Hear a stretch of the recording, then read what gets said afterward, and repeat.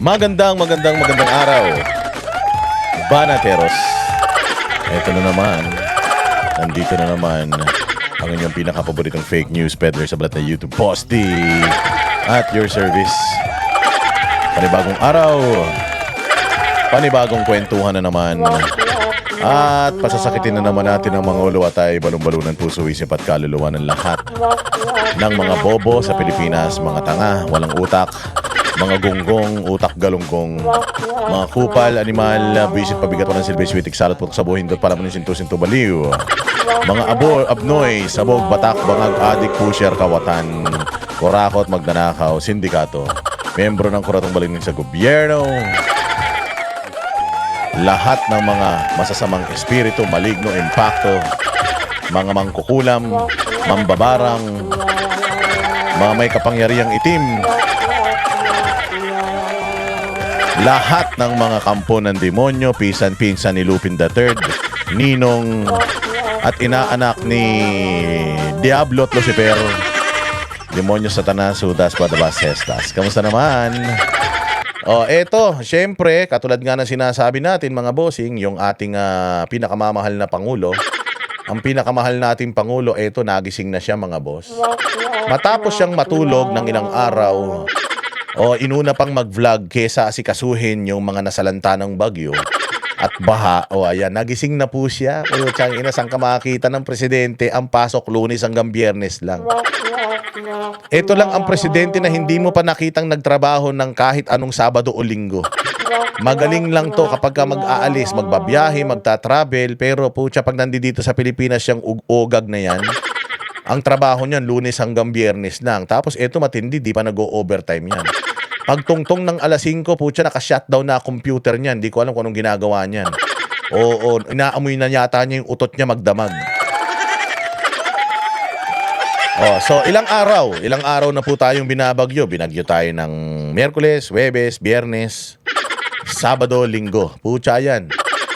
Nung Sabado meron siyang vlog. Nung Linggo, ewan ko, day off. Di naman nagsisimba to. Di naman nagsisimba yung mga Satanas eh.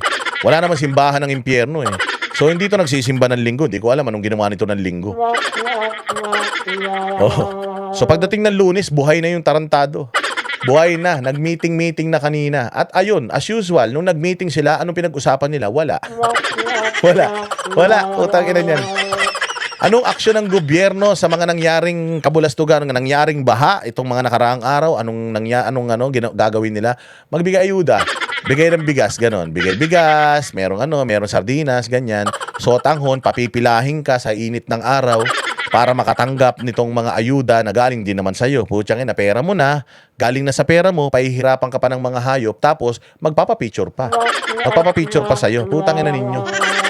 Mamimigay ng mga 5 balde, limang plastic bag, mamimigay ng gano'n, tapos wala na, huwi na. Ganun na naman gagawin ng mga ulul na yan eh. Busy din yung mga congressman ngayon. Sabi ko nga sa inyo, supposedly, merong impeachment kanina. Pero kincancel nila yung impeachment kanina kasi binuksan na nila yung live nila eh. Pagbukas nung live nila, siguro mga alas 9 pa lang, naka-ready na yung live nila. Dati, pag nagla-live sila, may mga waiting na doon sa live nila. Pero kanina, pag tingin nila, putang ina, may naghihintay, dadalwa.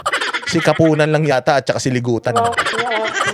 Sila lang. So ngayon, dahil nga walang manonood sa kanilang impeachment, nakita nila yung mga tao na baha, yung mga tao hindi interesado, maraming mga Pilipino ang nasa relocation site, mga nasa eskwelahan dahil baha yung mga bahay nila, walang kuryente. So hindi na nila tinuloy. Baka sakali bukas, pag nakita nila medyo marami-rami na makakanood, itutuloy na nila yung impeachment bukas. Kupal yan. Ang ina nyo, gusto nyo lang siraan si Inday Sara, mga hayop kayo. Hindi kayo magtatagumpay. Nandito ang Banateros at nandito ang lahat ng mga Banateros sa buong mundo, ulul. Hindi kami papayag na sira-siraan nyo si Inday. Magpapakalat din kami ng mga video ng mga kasiraan nyo, mga ulul kayo. Ang ina nyo.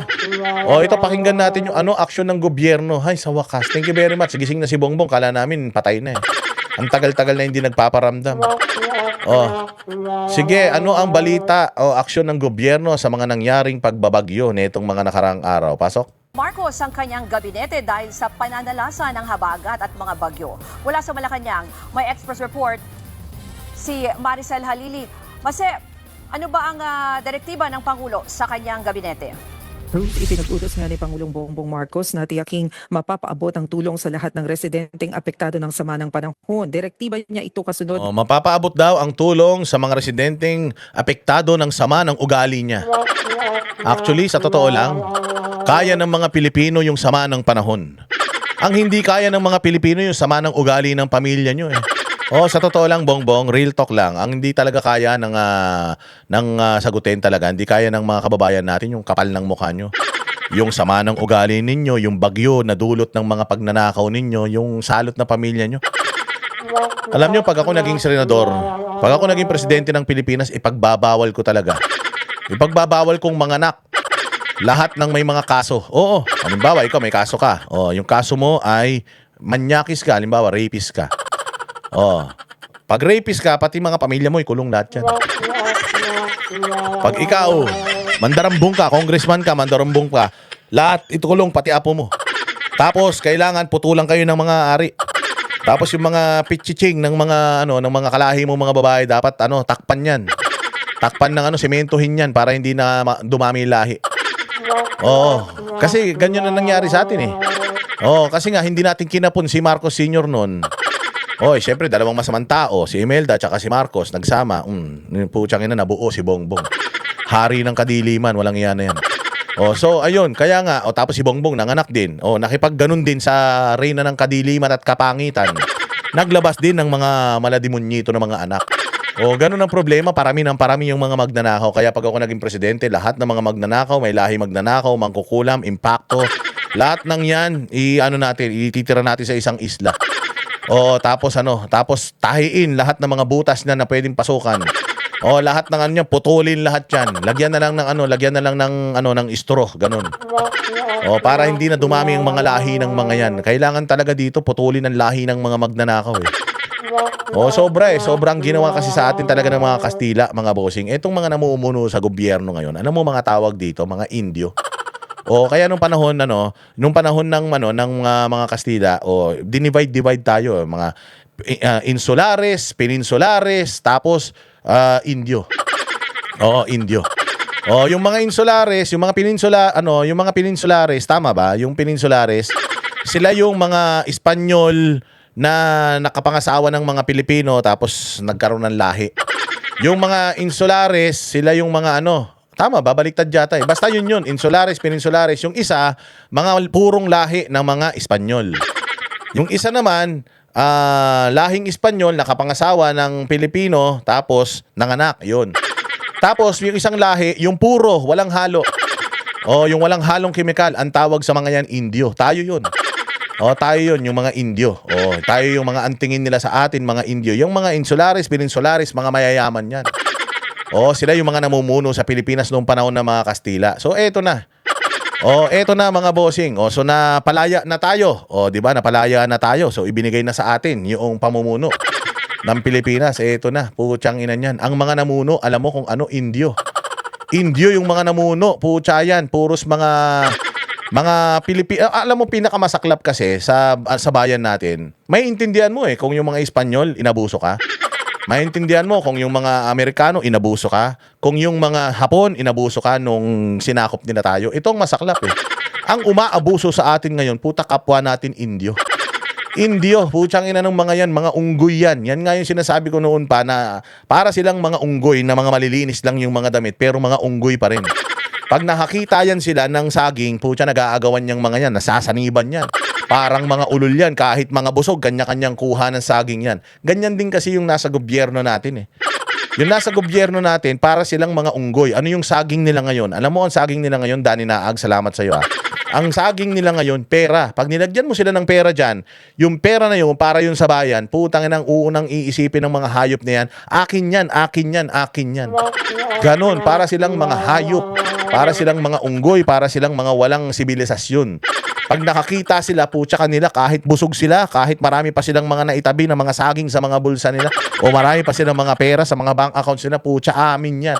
Akin, para yun sa taong bayan. Ganyan yung mga namumuno sa atin ngayon, mga Indio. Mga hayok sa pera. Ang unggoy, kahit bihisan mo ng barong, unggoy pa rin. Totoo yan, yung unggoy, subukan mo, bihisan mo ng ahitan mo, tas bihisan mo ng barong, kamukha ni Bongbong yan. Pag nakakita ng pera yan, putya kahit yung pera hindi sa kanya, kanya yan. Basta nakita niya, kanya yan. Ganyan ang ugali ng mga hayop. Oh. Tapos ngayon, ganun din ang turing nila sa atin. Anong turing nila sa atin? Ang turing nila sa atin, mga unggoy din tayo. Paano? O, ang gagawin nila, naghihirap ka, bigyan kita saging. Naghihirap ka, bigyan kitang bigas. Putang ina, akin ka na. Ganun ang dating. Good AM, Boss Dada from California. Recruit ko, tito ko na manood sa'yo. O, anong sabi ng tito mo? Gumanda ba buhay niya? Sabi ng tito mo, sabi ko, ikaw ang pinapanood ni Sir Bong sa Heaven. Ay, oo naman, syempre. Kaibigan ba ni ano yan? Kaibigan ni Tito Bong yan? O kaibigan ni Tito Bong yan? Sabihin mo sa tito mo, pwede na silang mag-meet ni Tito Bong sa sa langit, nag-aantay yung wala siyang kasama ngayon doon. O gusto niya sumunod na siya. Mabuhay ka tito Congratulations, mapupunta ka sa langit. O pinaasa ng tao sa ayuda, ganun. Kaya ngayon, tayo mo lumabas yan, tagal mo siyang hinanap, di ba? Nasaan na si Bongbong? Akala niya kaya mo siya hinahanap kasi inaantay mo yung ayuda niya. Tarantado, kaya ka hinahanap. Gusto nilang malaman, ano ba plano mong kupal ka? 4 na taon na yung pamumuno mo, 4 na taon na tayong binabagyo, 4 na taon na tayong binabaha, putang ina hanggang ngayon wala ka pa rin nagagawa. Ogag ka talaga ng isinagawang situation briefing sa Malacanang ngayong umaga dahil sa magkakasunod na pananalasa ng bagyong Luis, Maymay at Habagat. Utos daw ng Pangulo dagdagan ang intervention ng gobyerno lalo na sa Luzon para mabawasan ang matinding pagbaha. Tangina dagdagan. Hanggang ngayon nagpaplano pa din kayo? Hanggang ngayon nagpaplano pa din kayo, Bongbong? 4 na taon ka na nagpaplano pa rin. Pucha, ikaw na si most planning. Ang inan yan. Mahilig ka pala mag-planning. Mahilig ka pala mag-planning, Bongbong Marcos. Ba't di ka nag-family planning? Sana hindi kayo nag-anak ni Lisa Marcos para nabawasan sana ng mga demonyo sa Pilipinas kahit na mga 3 lalaki lang. Ogag ka. Puro ka plano Puro ka plano, hindi ka naman eroplano. Puro ka plano. Tayo na wala ka namang utak, plano ka ng plano Ayon kay MMDA Chair Romando Artes, kung tutuusin, mas maayos ang kondisyon ngayon sa Metro Manila. May mga Putsang ina, kita mo. Putsang ina, tulog. Tulog talaga. Diyan sinasabi ko na tulog si Bongbong. Kung hindi tulog si Bongbong, malamang walang telebisyon sa bahay yan.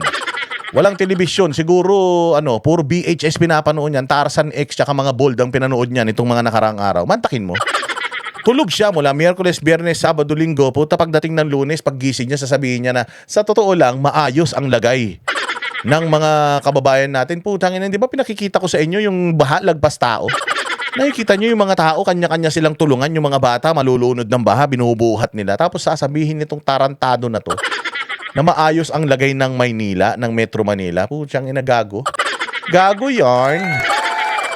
Ay, paano naging maayos yun, Bongbong?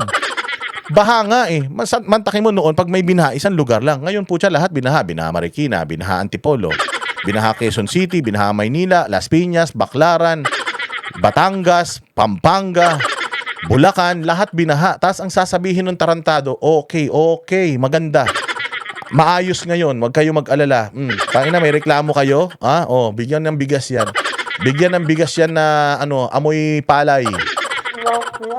Tangina talaga, ang tingin talaga ni Bongbong sa inyo, mga hayop kayo Pag tiningnan kayo ni Bongbong at hindi pa kayo naghihingalo, okay kayo. Buhay pa? Bayaan mo yan. Buhay pa pala ayos yan, basta humihinga pa. Tangina, demonyo, no? Sobrang demonyo. Hindi ka ba magagalit? Sabi ko nga sa inyo, ako noon, muntik ako magseminaryo, papasok na sana ako sa San Carlos Seminary. Kasi mabait ako na tao, Pag nagmumura nga ako noon, pinapalo ko yung bibig ko Pero naging presidenteng walang hiya na ito, naging palamura ko. Minsan nga sabi nung nanay ko pag natutulog daw ako, nagmumura daw ako sa tulog. Tapos binumura ko daw si Bongbong Marcos habang natutulog ako. Sabi niya, "Hoy anak, gising. Binumura mo na naman si Bongbong. Hindi ka naman nagmumura dati." Paano ko ba naman hindi magmumura? Ganito kasi nungaling tong mga hayop na ito. Nakikita mo na kaliwat kanan sa mga balita. Putsang ina, rumaragasa yung tubig galing sa bundok. Putsang ina yan, kala mo may white water rafting na nagaganap sa bahay ninyo. Taki mo paglabas mo ng bahay mo may nagsisurfing. Sobrang lakas ng agos, walang hiya. Tas sasabihin nitong tarantado na ito, actually, kumpara nung mga nakaraang administrasyon, maayos ngayon. Tanginan yan, wala kang TV. Antindi nito, no? Antindi nito. Putsang ina, hindi ko alam kung bulag o bobo Dalawa lang yan, bulag siya o bobo siya Ayop talaga naman. lugar daw kasing hindi nalubog sa baha. Ngayon ay gutter deep na lang at mabilis din ang Gago, ang dami nga sinasabi kanina sa loob ng 30 years, ngayon lang kami binaha ng ganito. Tangina hanggang liig. Tapos sasabihin nila na may mga binaha kasi na dati mataas, ngayon gutter deep. Gago, yung mga dating mataas na gutter deep, iilan na lang ngayon yun, lahat puros lagpas tao. Ang ina tong mga to. Sabi ko nga, nag-meeting pa kayo, ganyan lang din pala pag-uusapan nyo. Pasasayahin nyo lang din pala mga sarili nyo. O tara, mag-meeting tayo, may bagyo. O anong pag-uusapan natin? Congratulations sa ating lahat dahil job well done tayo. Maganda ang sitwasyon ngayon sa labas. Maayos ang mga kababayan natin appear. Ganun ang ginawa ng mga ulol eh. Tangina, hindi sila tumanggap ng mga balita galing mismo doon sa mga nasa ground. Putyang ina, itong mga ogag na ito na kahit minsan hindi nabasa ng baha, ang lalamig ng bahay niyan. Ang gaganda ng mga aircon niyan, ang gaganda ng mga kama niyan, tulog yan habang umuulan, mga kababayan, bahamba, at sasabihin nila, tuyong-tuyo sila. Mga taga-exclusive subdivision, mga putang ina, siguro mga naka-penthouse pa yan sa mga condominium na mga nasa tuktok sila ng building, kaya kahit bumagyo ng malakas, hindi nila nararamdaman kasi hindi sila nababaha. O, pagdating nila, sabi nila, congratulations, maganda ang ngayon. Mr. President, yung pong mga dating binabaha hanggang tuhod ngayon, gutter deep na lang. May ano na lang, wala nang isang dangkal yung baha. Oo, ganun ba? Talaga ba yan? Totoo ba yan? Oo, boss, totoo yan. Ganun, manood nga ako ng TV. Hindi, wag ka manood, sir, wag ka manood. Wag ka manood kasi yung binabalita namin sa iyo ngayon na mabuti, yun din ang marinig mo sa balita, redundant, magsasayang ka ng oras. Makinig ka na lang sa amin. Puta, ito naman si Bongbong dahil alam nila bobo si Bongbong, alam nila walang utak. O alam nila parang kilawin yung utak niya, namumuti na sa sobrang hindi ginagamit. Pucha, naniniwala siya. Boss, maganda. Talaga maganda. Oo, sir, maganda ang response natin. Ganun ba? O sige, mag-speech ako. Congratulations sa atin, maganda ang takbo ng bayang Pilipinas ngayon kahit may bagyo. Putang ina niya, tagal mo na wala, yun lang sasabihin mo, hayop ka, di ka na sana nagpakita. Kaya ka namin hinahanap, sa totoo lang. Hindi ka naman namin hinahanap para marinig yung opinion mo eh. Dahil bobo ka eh. Hinahanap ka namin, gusto namin manamin kung buhay ka pa. Para kung sakaling patay ka na, hindi ka na buhay, sakali palitan ka na namin, kahit wag na si Inday, kahit yung taong grasa na lang sa ilalim ng tulay, pwede na eh. Kasi kung ikaw, palagay ko mas matalino pa yung taong grasa dyan sa may Mandaluyong. Sa may ilalim ng tulay, may natutulog dun eh. Oo, nagre-recite yun ng preamble eh. Baka pag yun ang inilagay dyan, damitan mo ng Amerikana, baka mas matalino pa sa presidente natin yan eh. Kaya kayo hinahanap, sasabihin nila, kaya hinahanap nyo na naman si Bongbong, sabik na sabik kayo, kala ko ba ayaw nyo kay Bongbong? Tanga, hinahanap namin kasi baka patay na. Para kung sakaling patay na, palitan na natin ng bago, kahit palitan natin ng puno yan eh. Mas may silbi pa yung puno, kasi yung puno kahit papano sumisip-sip yun ng baha, pero ito si Bongbong, walang silbi talaga eh. Tangina, sayang ang hinihigup na hangin nito eh. Sayang, hinihingang hangin yan, imbis na napunta na sana sa iba. Kupa, natuwa raw dito si PBBM. Pakinggan natin ang pahayag ni Chairman Artes. Sa dami po ng waterways dito, hindi pa po siguro kami nakakakalahati. Nagsimula kami last year. Kung nag-follow po kayo ng aming social media pages, makikita niyo po yan. Lul, wala kayong ginawa kundi clearing operation. Wala kayong ginawa kundi clearing operation, di naman nauubos traffic. Anong sinasabi ninyong meron kayong mga nagkakalkal kayo ng mga, nagbubungkal kayo ng mga bara. Anong bara? Wala naman kayo nagagawa. Nakita nyo ba nung nakaraan, umuulan dyan po yung mga tao nila naka-uniform pa MMDA, wala man lang kapote. Kinakamay, minamano-mano yung mga imburnal, kundi ba mga ulol. Paano kung may mga sugat yan na leptospirosis yung mga yan? Ang ina to mga syunga-syunga talaga eh. Maglilinis po ng drainage. Ano maglilinis ng drainage? Puro pa-interview yan si Torre. Sabihin mo kay Torre, mukha naman siyang janitor fish. Pakawalan nyo si Torre sa mga imburnal para luminis yan. Oo, mukha naman janitor fish si Mukha naman hito si Torre. Mano ba namang pakawalan nyo ng isang buwan dyan sa imburnal niya para linisin niya? Para may silbi man yung sweldo ni General Torre. Wala may silbi sa buhay yan. Sayang lang din yung mga kinukonsumo niya ng mga natural na mga resources natin. Pakawalan nyo sa imburnal. Yung hito, pakawalan nyo si Torre o kaya yung janitor fish na si Torre. Pakawalan nyo, lilinisin nyo, mawala yung mga baha na yan, pusta. Laking tulong po ito dahil na preemptively nalinis po namin yung mga drainage na lagi pong nababarahan. Pero Lizzie, from Ontario, Canada, ingat lahat. Ingat ha. Ingat ka rin pagpunta mo ng langit kasi ka na. Sigurado ako mapupunta ka na sa langit, Lizzie. Mabuhay ka, God bless you ha. Pwede ka magsama, isa lang. Isa lang ang isa lang ang +1 lang, hindi ka pwede mag +2 ha. hindi maikakailang problemado pa rin ang maraming lugar lalo na sa Luzon. Katunayan, May namatay 12, may 8 nawawala, tapos sasabihin ni Bongbong, okay. Tanginang yan. One life is too many. Pucha yan. 12 patay, okay lang. Buti sana kung ikaw namatay, okay lang. Pero kung walang kinalaman na tao, namatay itong mga to dahil sa pagnanakaw yung mga putang ina kayo sa pera ng taong bayan, one innocent life is too many. Pero kung mga 10 congressman yan, 12 congressman, 12 senador, na mga magnanakaw, mga gobernador, kapitan, mayor, 12 namatay, okay lang kung mga magnanakaw. Mga normal na tao yan. Tapos namatay dahil sa kagagawan nyo, sa pagnanakaw ninyo, dapat kayo ang mamatay eh.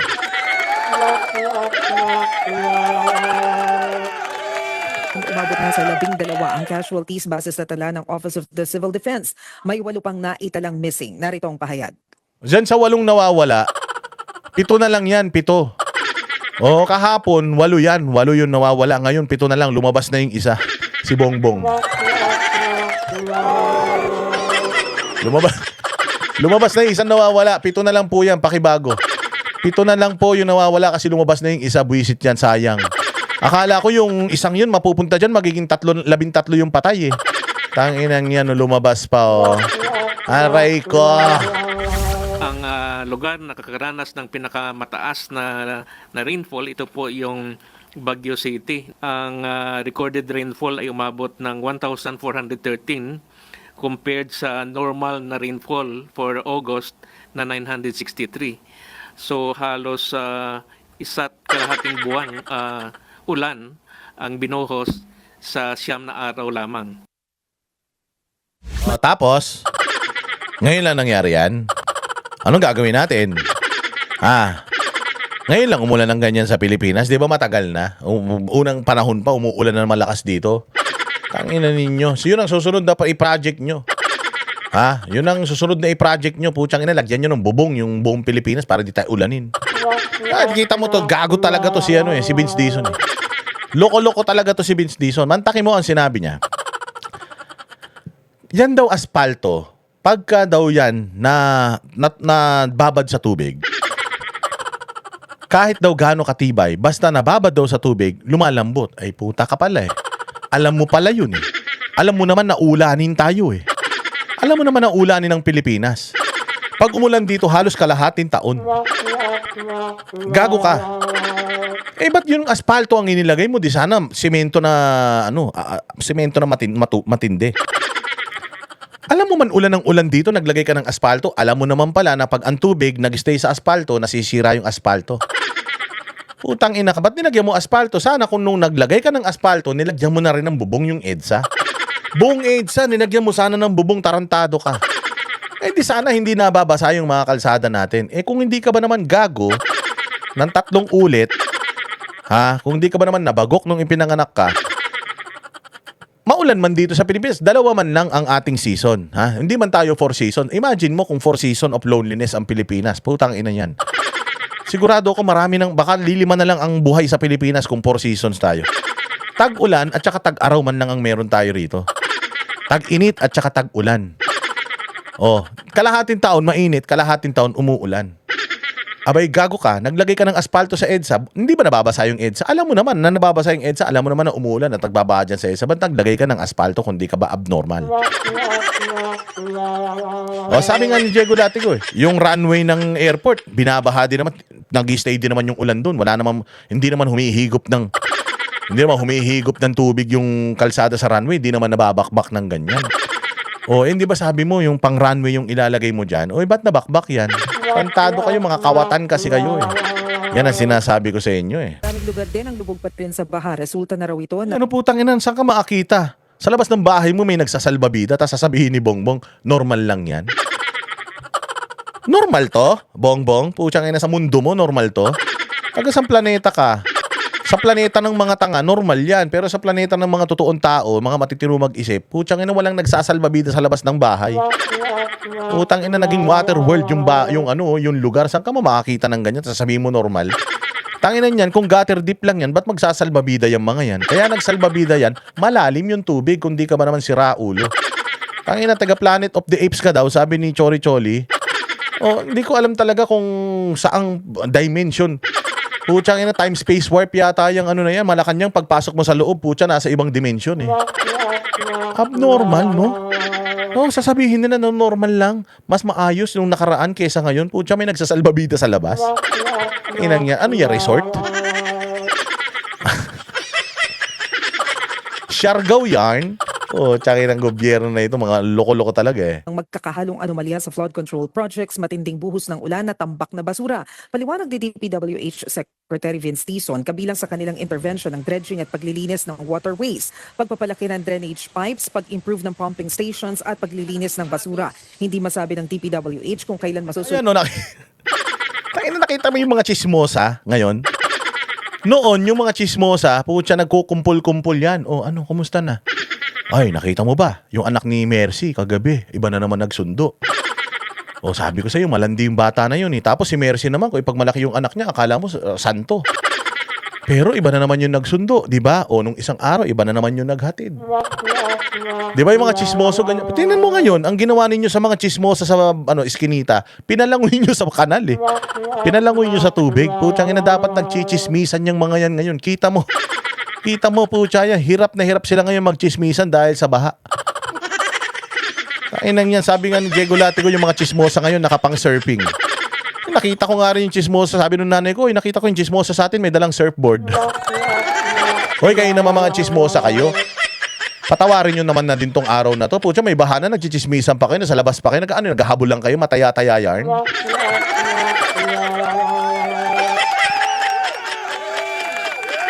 Hayop naman talaga, oh. Solusyon na ng pagbaha. Hindi raw ito madali tulad na lang ng nangyari sa Forbes Park Wall na bumagsak. Kailangan pang tukuyin kung sino raw ang kontraktor lalo't dekada na ito. Narito ang pahayag ni Secretary Dizon. Sa mga areas na Ito na yung namaos sa kasinungalingan.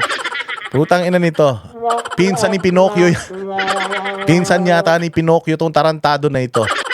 O, tingnan nyo, meme niya, hahaba na yung ilong niyan. inaayos na natin, merong mga improvements. Pero syempre, Tingin mo, anong improvement? Nag-improve gago dati yung baha, mababa ngayon, mataas na. Tarantado ka, anong improvement ang sinasabi mo? Tangin na ninyo, 4 na taon na kayo dyan, 3 trilyon ang dinagdag nyo sa budget natin, dating 4 trilyon, naging 7 trilyon, mga kupal kayo. Binabaha pa rin tayo, putangin na ninyo. Inaayos naman daw. Inaayos naman daw. Oo, inaayos naman daw. technically, kakaumpisa pa lang natin dito eh. Kakaumpisa, putaragis ka, 4 na taon na kayo. Ano gusto nyo? 100 taong kayo dyan? Kakaumpisa sinasabi mo. Tangina ka. Kaya kakaumpisa mo lang, kaya hindi, gago. Hindi pwedeng maging dahilan yan. Ayusin mo trabaho mo. Putsang ina, ka-4 na yung mata mo, hindi mo pa nakikita yung problema natin eh. Pumuti na yung bangs mo sa kakasinungalingan mo, hindi mo pa rin na... Ang taba-taba mo nun. Nung napunta ka dyan sa administrasyon, umimpis ka, hindi ko alam kung sa stress o sa drugs. Tangina ninyo, pare-parehas na kayong mga luto na yatang mga utak ninyo. Hindi ko alam kung anong ginagawa nyo, bakit ang labo nyo kausap. I mean, we started maybe 6-7 months ago dito sa mga interventions natin. Pero dun sa mga inayos natin, nakakakita na tayo ng improvement, which I think is... Anong improvement, gago? Ikaw galit na galit ka nga sa EDSA eh. Kakapagawa lang, sabi mo 6 years aabutin yun. Tangina, 6 months pa lang, durog na eh. Ano sinasabi mo? Pucha, saan ka kumukuha ng kapal na mukha, Vince, para magsinungaling? Ginagawa mong tanga kayong mga tao ah. Alam mo, kung kausap mo sa bahay mo, puros mga abnormal, wag mo kami damay. Kayo mag-usap, wag mo kaming idamay sa ka-abnormalan ninyo. Kung kaya mong bulahin yung mga tao sa bahay ninyo dahil mga Mongoloid yan, wag mong idamay yung mga Pilipino. Puchang ina ninyo. Pucha, mahiya naman kayo doon sa mga taong binaha. Mahiya naman kayo doon sa mga nasiraan yung gamit. Mahiya naman kayo doon sa mga walang naisalba na mga gamit at nasira yung kanilang mga ari-arian dahil dito sa mga baha na ito. Para pagsasabihin nyo yung mga bagay na yan na parang kung makapagsalita kayo eh. Kala mo naman eh, talagang maayos yung sitwasyon ng mga kababayan natin ngayon. Pinapakita nga sa baha, pucha yan, ang lalalim ng tubig. Paano mo nasasabi yung mga yan, boss? just a testament to what the President wants to happen. Kailangan ayusin na yung pag-implement ng mga project once and for all. Pero nag-uumpisa pa lang tayo eh. So ibig sabihin, anong move on kami, ganon? So parang bigyan ka namin ng honeymoon period. Pucha na, ilang taon kailangan mo? Ilang dekada, Vince? Ang tagal mo na dyan eh. Ilang taon ka na dyan? Ilang buwan ka na dyan? Ivy Rose Sena, hindi mo naman pala kaya yung trabaho, ba't tinanggap mo? Sana kung hindi mo naman pala kayang ayusin ng mabilis na panahon, alam mo naman na uulan eh, may schedule yung ulan. Hindi naman umuulan ng March. Alam mo naman na itong mga panahon na ito, kailan ka nagsimula? Last year. Nung nagsimula ka last year, wala pa masyadong nun, ulan, bagyo. O di sana, habang hindi bumabagyo, hindi umuulan, inalam mo na kung saan yung mga lugar na prone sa pagbabaha, yung mga catch basin na mga tinayuan ng mga bahay, di sana, pinrotektahan mo na yun. After 7 months, sasabihin mo na, bago pa lang tayo . Gago ka, tag-ulan na ngayon. So, ano yun, tatanggapin na lang namin yung mga katarantaduan nyo? Tatanggapin na lang namin yung mga kawalang plano na mga utak ninyo? Ganun na lang yun, boss. Sa pagkatapos nito, December, January, February, March, April, May, June, uulan na naman. Ano na naman dahilan mo? 1 taon pa lang ako dito . So after 2 years, 2 years pa lang ako dito . Utang ina ninyo. Hindi nyo pala kaya yung trabaho, di sana hindi nyo tinanggap. Nagjakol ka na lang sana sa bahay, Vince Dizon. Kaya ka nangangayayat . Importante nga kailangan, tuloy-tuloy tayo, huwag tayong titigil. Sa tala naman Tayong titigil saan? Huwag titigil sa pagnanakaw? Namamaos ka na, boss. Namamaos ka na, kakamura mo. Kaya lang, putya niya, minumura mo yung mga wala namang kasalanan. Kayo yung may kasalanan dito, dapat kayo minumura . ng DSWD, nasa 1.3 million na katao na ang apektado ng bagyong Luis, Maymay at ng Habagat. Pero may sapat daw na assistance na inihanda ang ahensya. Pakinggan natin ang sinabi ni Secretary Gatchalian. Wala namang perfectong distribution pero we try to come close to it. We have to remember ang last mile o yung huling pag-distribute sa LGU yan. Sa local government code, ang disaster response is really the LGUs. Sila nasa harap. Kami, we stand to augment. So kami, as far as every single request that's properly vetted by the department, we are supplying all the LGUs. There's no reason na hindi namin ma-supply. As we showed you, napalaki ng national stockpile natin. Malaki pala, ba't hindi pamigay lahat? Hindi, in fairness nandito kay Gatchalian, yung kapatid nito tanga, si Win Gatchalian. Ito medyo mas matalino to konti lang. Sabi nga nila, maayos man daw magtrabaho ito. Kahit papano. So, wala man to kasalanan si Gatchalian dyan sa pagbabaha na yan. Kasi yung trabaho niyan, magbigay lang ng tulong sa mga tao. So, sige, congratulations sa'yo dyan. Pero, ito si Vince Dizon. Sabi ko nga sa'yo, mabuti pa yung taga-DOH. Nakita nyo yung taga-DOH, wala pa 1 buwan, nag-resign na. Yung itinalaga nila na kapalit ni sino ba yun, yung magnanakaw na taga-DOH? Nag-resign ka agad. Bakit? Putsang ina, alam niya bulok . Pagpasok niya ng DOH, putang inang yan, inuud yung opisina. Hindi siya nagtagal, umalis siya kagad. Ba't umalis kagad yun? Putya, kung ako gawin mo akong Department of Health Secretary, di tuwan-tuwa ako, dami kong matutulong mga kaibigan kong nasa ospital, di ba? Pero putang inang yan, ganun kabulok ang gobyerno ngayon. Lahat ng ahensya ng gobyerno, putang ina, binubukbok.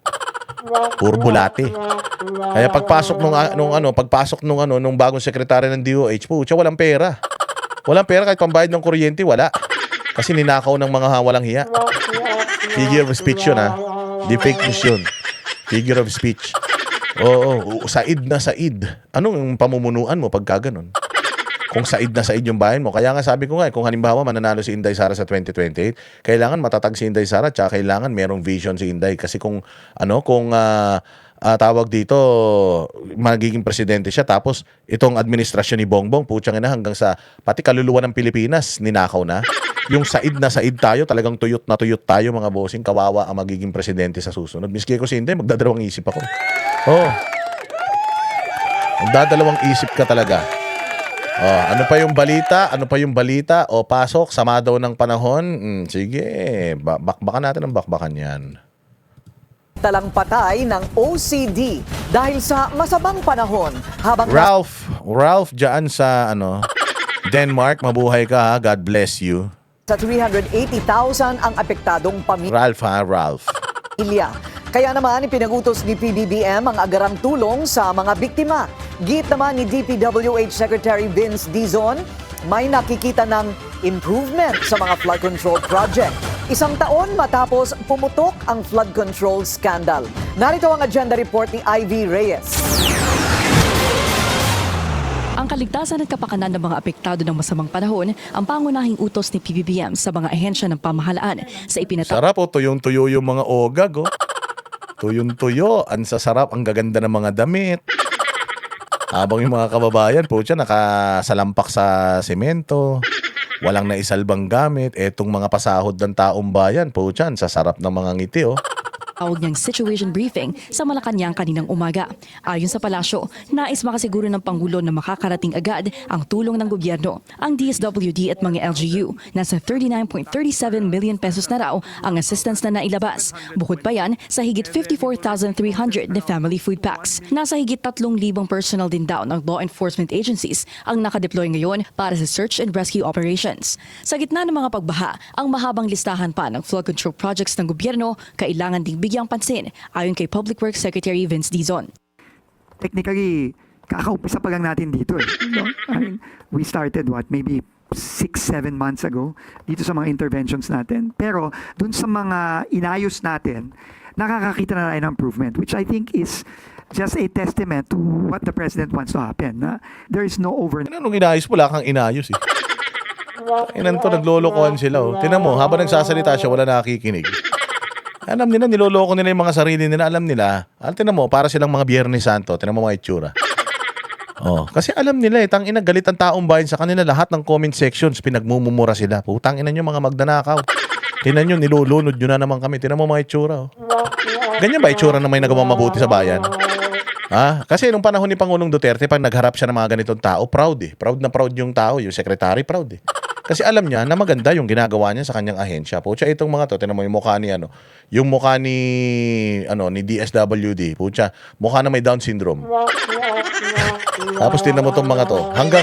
Hanggang kay Claire Castro, tinan mo yung upo, naka-slouch. Kasi alam nila yan eh. Alam nila yan na ano lang yan. Kumbaga optics lang yung mga firm na nila, stance nila. Pero pucha, deep inside, yung mga mura ng tao, pucha, ano yan? Pumapasok din sa mga kaluluwa yan nila. Kaya akala ninyo, itong mga ginagawa natin na pagmumura sa kanila, hindi nila ito pinapansin. Ulul, kunyari lang yan. Kunyari, maaangas yan. Pero deep inside, pucha, gigil na gigil sa atin yan. Hindi yan natutuwa sa mga pinagsasasabi natin, mga comment ninyo sa mga post nila. Kaya ulanin nyo yung mga post nila ng mga comment ng mga totoong sentimiento ninyo para alam nila na maaring pwede nilang gamitin yung mga posisyon nila para lokohin nila yung isa't isa, pero hindi nila maloloko taong bayan. night solution here. Dekada na tong problemang to na hindi maayos yung paggagawa. Lul, tangina mo. Dekate, sinisi mo na naman sa ibang Ikaw ang nandiyan dyan eh. Huwag ka na manisi sa iba. Kung di ka huwag ka na magdahilan. Kung mali ka, mali ka. Kung hindi kayo effective, di kayo effective. Tapos, hindi yung mag-aano ka pa. Hindi yung magsisisi ka pa sa sa ibang tao. 4 years na yung administrasyon nyo eh. O di sabihin mo na kasi yung mga before ako 3 years, yung 3 years ng administrasyon na to na hindi ako yung may hawak, puro kademonyohan yung ginawa. O kaya talaga ngayon nahihirapan ako. Sabihin mo nahihirapan po talaga ako, pasensya na. Pasensya na dun sa mga nabaha, nahihirapan po talaga ako. Umamin kayo, hindi yung makapagyabang kayo, magaganda na yung mga ginagawa natin sa mga ganito, sa mga ganyan. Ulul. Alam mo, maiintindihan naman ng taong bayan eh, kung tatanggapin nyo lang na hindi kayo naging effective at humihingi kayo ng tulong at humihingi kayo ng mga suggestion kasi sobrang laki talaga ng problema natin, kaya kailangan natin magtulong-tulong. Pwede naman ganun eh. Baka nga maawa pa kami sa'yo eh. Baka nga pumunta pa ako sa opisina mo tapos sabihin ko sa'yo, anong gusto mo? Anong bubuhatin ko dyan? Baka tulungan pa kita, baka buhatin pa kita eh. Oo pero yung magyayabang kayo dyan na actually, kasalanan naman yan ng mga administrasyon. Ngayon naman, may mga inayos naman tayo dun sa mga inayos naman natin, okay naman. So yung mga ibang binabaha dyan, yan pa yung mga hindi pa natin kasi maayos-ayos kasi dekada ng mga problema yung ulul. Ina mo, tagal-tagal nyo na, 4 na taon na kayo. Kahit na bago ka pa dyan, yung administrasyon, 4 na taon. So dapat pag nagsasalita ka, hindi lang para sa sarili mo. Dapat para sa buong administrasyon. You've been there 4 years. Wala pa kayong nagagawa. You've been there 4 years. Taon-taon tayong inuulan. Ganito ng ganito yung sitwasyon natin. I'm not saying, mga bossing, na ang pangarap ko sa Pilipinas ay, mawala na, hindi na tayo bahain. Imposible yun. Walang lugar sa mundo ang hindi binabaha. Kahit gaano kaunlad na bansa, binabahayan pag sobra-sobra yung tubig. Pero maganda kasi yung mga sistema nung kanilang mga drainage system, yung flood control system nila maganda. Lahat yan hinihigop yung tubig papunta sa dagat.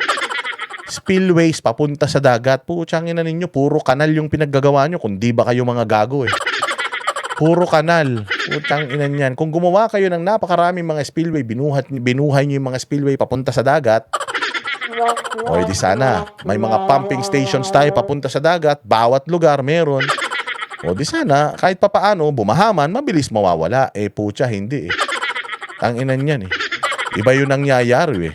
ng mga proyektong to. So, this will take time. Pero kailangan nga tuloy-tuloy at consistent tayo. Simula raw kasi nang humalili siya sa DPWH nang pumutok ang flood control scandal at tinarget ng ahensyang ayusin ang mga ghost at substandard projects. Utang ina ninyo ni Bongbong, wala kayong ginawa kundi tumuro ng tumuro eh. Oo, turo kayo ng turo, direct turo ka eh. Hindi ka direktor, direct turo. Puro kayo turo, baka manuno kayo dyan. Tangina nyo, tingnan nyo yung mga betlog nyo ni Bongbong, baka namamagana, baka may naturo kayong itim na duwende. Hindi nyo maigi. Pucha, parehas kayo ni Bongbong, nakasalamin kayo lagi, hindi nyo makita. May improvement naman daw talaga nakikita kahit pa sa ilang probinsya. Ipinakita ng DPWH ang ilang lugar sa Kamaynilaan na hindi nilamon ng baha ngayong taon kumpara noong nakaraang taon, gaya ng Taft Avenue at Bonifacio. Taft Avenue, hindi nilamon ng baha. Gago ka ba? Mayroon po si Isko ngayon. Wag muna kayong dumaan sa Taft. Wag muna kayo mag-Taft, sabi ni Isko, kasi nga may baha doon. Sinasabi nyo, hindi bumaha sa Taft. Hindi ko talaga alam kung gaano kasinungaling itong mga to. Drive. Pagdating sa flood mitigation, ang dredging, pagpapalaki ng drainage pipes, Saan ka makakita ng ganyang imbornal? Sabi ko nga sa inyo, para luminis yan, ipakawalan nyo dyan, 1 linggo, 2 linggo, 3 linggo si General Torre, di magugutom, kakainin nyo yung mga basura eh. Oo, yun ang trabaho ng janitor fish. Para may silbi si General Torre sa sayang man pasweldo sa kanya. at paglilinis ng mga basurang nakabara sa waterways ang focus ng gobyerno. Tinanong natin kung ano nang nangyari sa mga proyektong either ghost o substandard sa ground zero ng flood control scandal, ang Bulacan. Ayon sa gobyerno, tuloy ang mga proyekto sa Kalumpit. Pero para sa mga lugar gaya ng Hagonoy na under investigation ang mga proyekto, hindi pa rin daw umuusad ang mga ito. Para sa agenda. Wala na. Wag na yan. Davao. Doon daw kayo sa Davao mag-focus kasi. Ayan kasi nakarma na naman kayo. O, bukod sa tinatrabaho nyo na naman si Pastor Apollo Kibuloy, ayan. Inaano nyo na naman, panay ang silip nyo sa Davao, kaya ayan nangyayari. O, eto yung gumuhong pader, putyang ina niyan. Sinong gumawa ng pader na to, Vince Dizon? Ha? Sinong gumawa ng pader na to? Pasok. Hinihingi ng MMDA ang iba pa mga pader na may substandard sa Forbes Park sa bahagi ng EDSA. Meron kasing gumuhong pader doon na nasa pulpa sa video. Live mula sa EDSA Ayala, nasa frontline ng balitang yan si Gerard de la Peña. Gerard, ano na ang update dyan?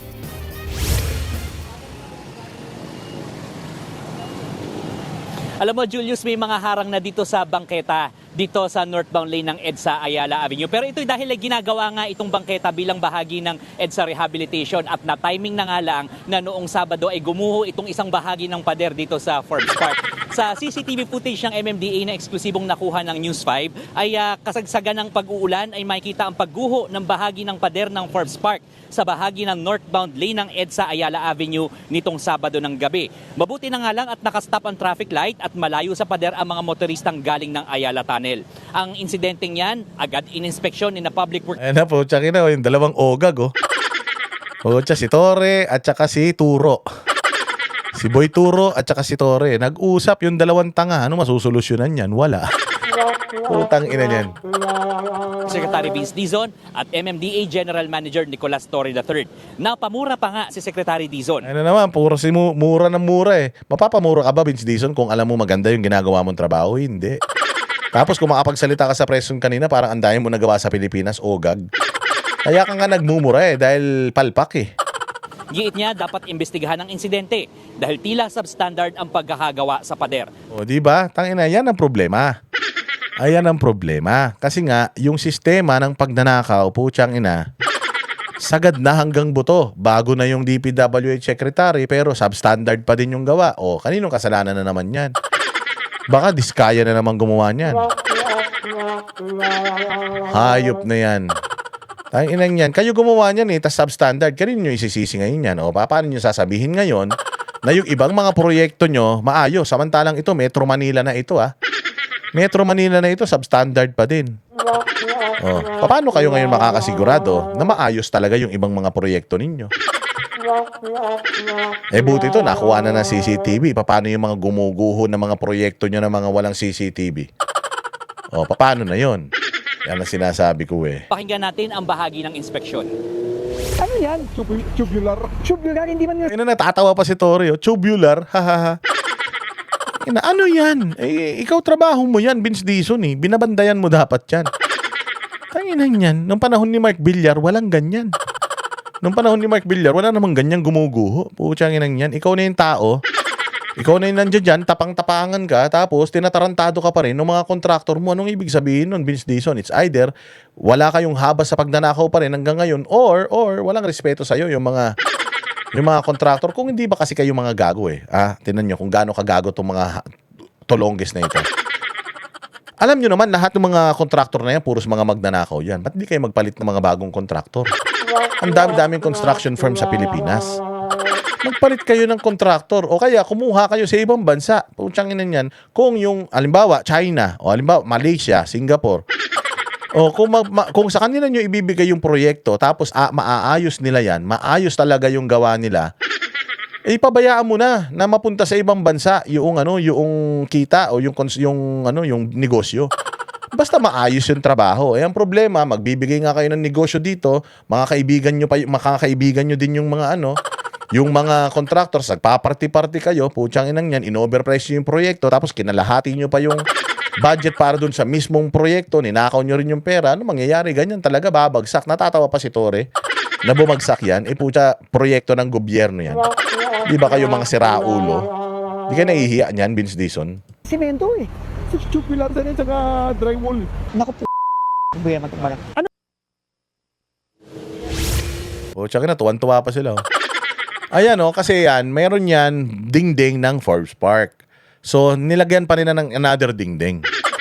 Hindi ko alam kung bakit nilagyan pa nila ng isa pang dingding. May dingding na yung dati dyan, yung sa Forbes Park. Ewan ko, siguro dahil may kita sila dyan.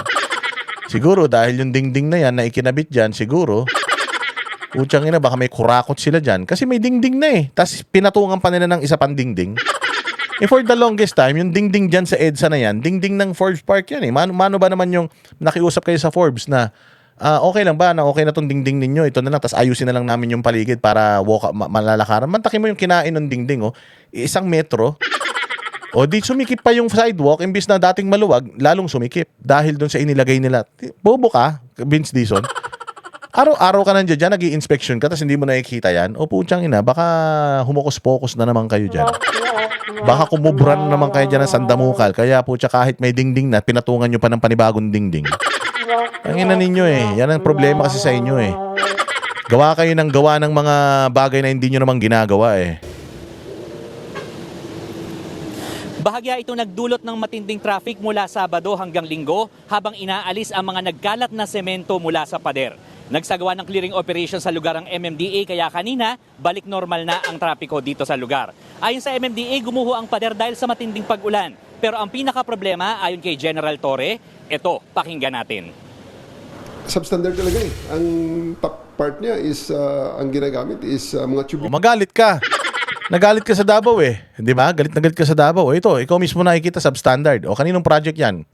Project ni Bongbong yan eh. Amo mo yun eh. Project ni Vince Dizon yan. Kasama mo kanina. Sana sinampal mo si Vince Dizon. Tangina ka, Vince, tanga ka. Ikaw ang hepe ng DPWH, tinatarantado ka ng mga tao mo. Hindi mo nakikita yan. Hindi sana ginanon mo, Tore. Putsang, ingay-ingay mo sa Davao. Tapos pagdating dito, wala kang imik. Ganyan lang. Substandard eh. Hindi ikaw gumawa kung gusto mo. Mukha ka namang karpintero. Tapos drywall. Walang ganun eh. Hindi ganun eh. Napakalabo na lulusot yun. So, sana, binabatikos mo si Vince Dizon. Kasama mo kanina. Vince, ano yan? Ano yan, Vince? Trabaho nyo. Ba't ganyan? Ba't pumapayag ka na ganyan?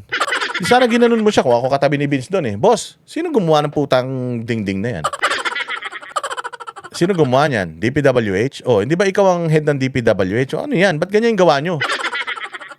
Pag mo sabihin hindi ikaw gumawa niyan, ikaw ang department head. Contractor niyo yan, sinusupervise niyo yung yung construction niya. Ba't naging ganyan yan? Paano lumusot sa iyan? Yung mga ganyang substandard na mga gamit. Dapat ginanon mo si Vince Dizon. Yun ang sagutin mo, Vince. Bakit lumusot sa iyo yung mga substandard projects na yan? Sa Metro Manila yan, ha? Paano doon sa mga probinsya? Di ba? Kung sa Metro Manila, kitang-kita na ng mata. Palpak pa yung trabaho, lalo na doon sa mga hindi na nakikita ng mga tao. Yung mga walang CCTV, mga walang hiya kayo.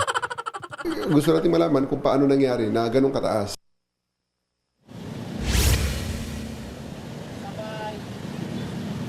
Iniimbestigahan na ng mga otoridad kung sino ang may pagkukulang sa pagpapagawa ng pader. Kapansin-pansin din dito. Tanginan yan. Kayo, anong siniimbestigahan nyo pa kung sino may pagkukulang? Sino na naman magkukulang? Si Inday Sara na naman, impeachment na naman. Ay na kayo ang may pagkukulang dyan. Gobyerno, proyekto ng gobyerno yan, DPWH. Sino pa may kasalanan dyan? Sira ulo kayo, alam niyo, mali kasi yung priorities ninyo. O mali. O katulad yan, sa mga lugar na nagbabaha, yung mga congressman, yung mga LGU, mali yung priorities eh. Maling-mali. Bakit? Marami kasing way para para mabawasan natin yung pagbabaha. Hindi lang gagawa tayo ng mga flood control, yung mga wall sa ilog, patataasin natin, lalaliman yung ilog. Maganda man yun, pero hindi lang kasi yun ang solusyon. Ang solusyon kasi, mga bossing, ang solusyon, yung mga kabundukan natin nakakalbo. Natatandaan ninyo, nung huling bumagyo dito sa tapos sumakay ng helicopter na naman tong si presidente nating pinagli sa hipon yung utak. Ang ginawa 'di ba nagbaano siyang ganoon, 'di ba? May binaha somewhere in Visayas yata 'yon. Sabi niya, alam niya na kung ba't nagbaha. Alam na niya. Gumuho kasi yung mga lupa, alam na niya. Kasi wala daw puno. Walang puno, sabi niya. Kahit elementary, alam yun eh. Na kapag ka isang bundok, kinalbo mo, guguho yan. Ibig sabihin, illegal logging, illegal mining, yun ang nagiging problema natin. Sinisi actually, dyan sa Cebu. Yung dyan, isang malaking ginawang subdivision, parang tinapyas yung bundok, ginawang mga bahay, kondo na mga nakadikit sa dingding ng bundok. So parang sinasabi nila dahil daw doon kaya sumobra yung baha diyan sa Kapatagan. Yun ang problema kasi kahit gaano karaming mga proyekto, flood control projects ang gawin natin dito sa Kapatagan, kung yung mga kabundukan natin hindi natin aalagaan, ang dami nating mga bundok dito. Sierra Madre ang haba niyan at kung saan-saan pang bundok. Kung yung mga bundok natin hindi natin aalagaan, wala talaga mangyayari. Yung mga flood control na pinagastosan natin ng bilyon-bilyon dito, masisira lang din. Kasi nga, wala namang bansa ang hindi binabaha. Lahat naman ng bansa binabaha. Kahit Japan, China, Hong Kong, Singapore, Amerika, Australia, Canada, Europe, binabaha yan pag sobra-sobra. Pero hindi meron silang sistema kung papaanong yung baha na yon mawala kagad. Yun ang maganda sa kanila. Dito kasi sa atin wala. Sa atin kasi, for the sake of gumawa lang ng proyekto, kahit na hindi konektado, syempre, katulad dito sa Metro Manila, magkakadikit man tayo. Pasig, Mandaluyong, San Juan, Quezon City, Pateros, Taguig, magkakadikit yan eh, hindi ba? Dapat yung mga proyekto dyan, hindi kanya-kanya. Yung mga proyekto dyan, dapat nakikipag-coordinate ka dito. Halimbawa, ito na yung katapusan nung sayo. Halimbawa, yung sayo, ganito kalapad, tapos yung susunod na barangay mo na tatamaan nun, ganito na lang kaikli, ganito na lang kaliit. Talagang magkakaproblema yan. So, kailangan standard, di ba? Sa itong patubig na to, saan to dadaan na mga syudad? Dadaanan nito maraming syudad papunta ng Manila Bay, ganon. Idadaan natin doon yung tubig. Dapat lahat ng mga LGU, mga congressman dyan, nag-uusap-usap sila, flood control project nila dapat magkakakonekta. Dahil magkakaiba silang mga proponents eh. Halimbawa ako, first district, yung second district, dadaanan nung nung flood control ko. Dapat standard kung ano yung ginagawa ko, ganun din yung ginagawa ng sumunod na distrito. And so on and so forth. Hanggang, kailangan standard yun, pare-parehas yung laki, pare-parehas yung itsura, iisang direction para papunta doon sa dagat, ganun. Ang problema, itong congressman ng distrito na to, ang liit man ng distrito niya, magpapagawa siya ngayon ng flood control sa distrito niya, tanginan yan, wala pa 1 kilometro. Paano masusolusyonan yun ng baha? Pwedeng sa'yo, walang baha, pero yung katabi mo, may mga baha. Bakit? Kasi, yung proyekto mo, lahat ng tubig, dinala mo naman sa kabilang barangay. Yun ang problema natin. At ang isa pa, yung kabundukan. Kailangan talaga higpitan natin yung batas patungkol dun sa mga illegal miner, illegal logger. Paano yan? Illegal logger, illegal miner, puros mga taga-gobyerno. So nakakalbo ngayon yung mga bundok, tapos pag nasaturate yung lupa, kung di mo mag-mudslide, mag-landslide, kaya nga nakita nyo, di ba yung mga baha ngayon kulay brown? May papakita ko sa inyong video. May papakita ko sa inyong video, mga bossing, kung papaano sinulusyonan ni Pastor Apollo Kibuloy, yung pagbabaha dyan sa Davao, di ba? Kinwento ko yan sa inyo kanina yung patungkol dito sa Tamayong. O yung Tamayong na yan, mga bossing, bundok yan. Paanan yan ng Mount Apo. Malayo na yan sa Davao, sa mismong sentral ng Davao City. Ang layo niyan. Para makarating ka rito sa paanan ng bundok na ito, malayo ang lalakbayin mo. Yang Tamayong na yan, mga bossing, mahaba yan, ilang kilometro yan. Dati walang kalsada dyan. Walang kalsada, si pastor diyan man siya nakatira. Diyan man siya nagsimula. Yung kanyang mga revelasyon, diyan niya yan nakuha. Matagal siyang tumira diyan sa bundok. 1 taon siya sa Kitbog, 5 taon siya dito. Hindi siya bumaba, 5 taon siya na nandiyan. Yung 5 taon niya na yan, mga bossing, yung lugar daw na yan, farmland yan. Taniman ng saging. Yung lupa daw dyan, ay salamat may nakaalala. Meron bagong mapupunta sa langit, si Marie. Marie Cohedo, dyan sa Canada, mabuhay ka. Kala ko nakalimutan nyo na ako eh. Masyado kayong natutuwa sa kwento ko ah. So, yung lugar na yan, matindi, pag umulan daw dyan, grabe daw ang baha dyan. As in, nasasalanta yung mga tao dyan. Tapos, wala pang kalsada dyan, putik yan. Maraming mga magsasaka dyan na nakatira na ang kanilang kabuhayan ay mga prutas. So yung mga prutas, bago nila maibaba sa kapatagan, bulok na, durug-durug na. Kasi nga, putik yan eh. Tapos pataas yan, dahil paanan ng bundok yan. Para makapagbenta ka ng prutas, ibababa mo yun doon sa kapatagan para maibenta mo. So, ang hirap ng buhay dyan, mga katutubo yung mga nakatira dyan. Kaya nga puro NPA ang tao dyan noong araw. Kaya nga si pastor, ang dami niyang kalaban ng NPA. Kasi nung nagsisimula pa lang yung simbahan niya, talagang matagal na siyang inaatake ng mga NPA dahil puros NPA yung mga tao dito. Ngayon, mga bossing, noong umunlad ang simbahan ng KOJC, dahil man taga rito nga si pastor, ang ginawa ni pastor, niya yan. Pinasimento niya. Dati, ang dito sa sa may Tamayong, ang nila dito, ang eskwelahan nila dito hanggang elementary lang. Ang mga tao dito hanggang elementary lang yung inaabot, mga bossing. Kasi kailangan nilang bumaba ng pagkalayo-layo para na makapag-aral sila ng high school. At putik yun. Ilang kilometro yun na putik, bababain mo para na makapag-aral ka. So, yung mga tao dito, hanggang elementary na lang inaabot. Pagtaas ng elementary, wala na. Binigyan sila dito ng buhay ni pastor. Pinagawan niya sila ng kalsada dyan. Bukod sa kalsada, gumawa si pastor dyan ng high school. Ang pangalan nun? Nung high school niya dyan. Basta, pinangalan niya yan din sa kanyang magulang. Oy, maraming salamat ha. Gumagana pa pala yung mga pakulay.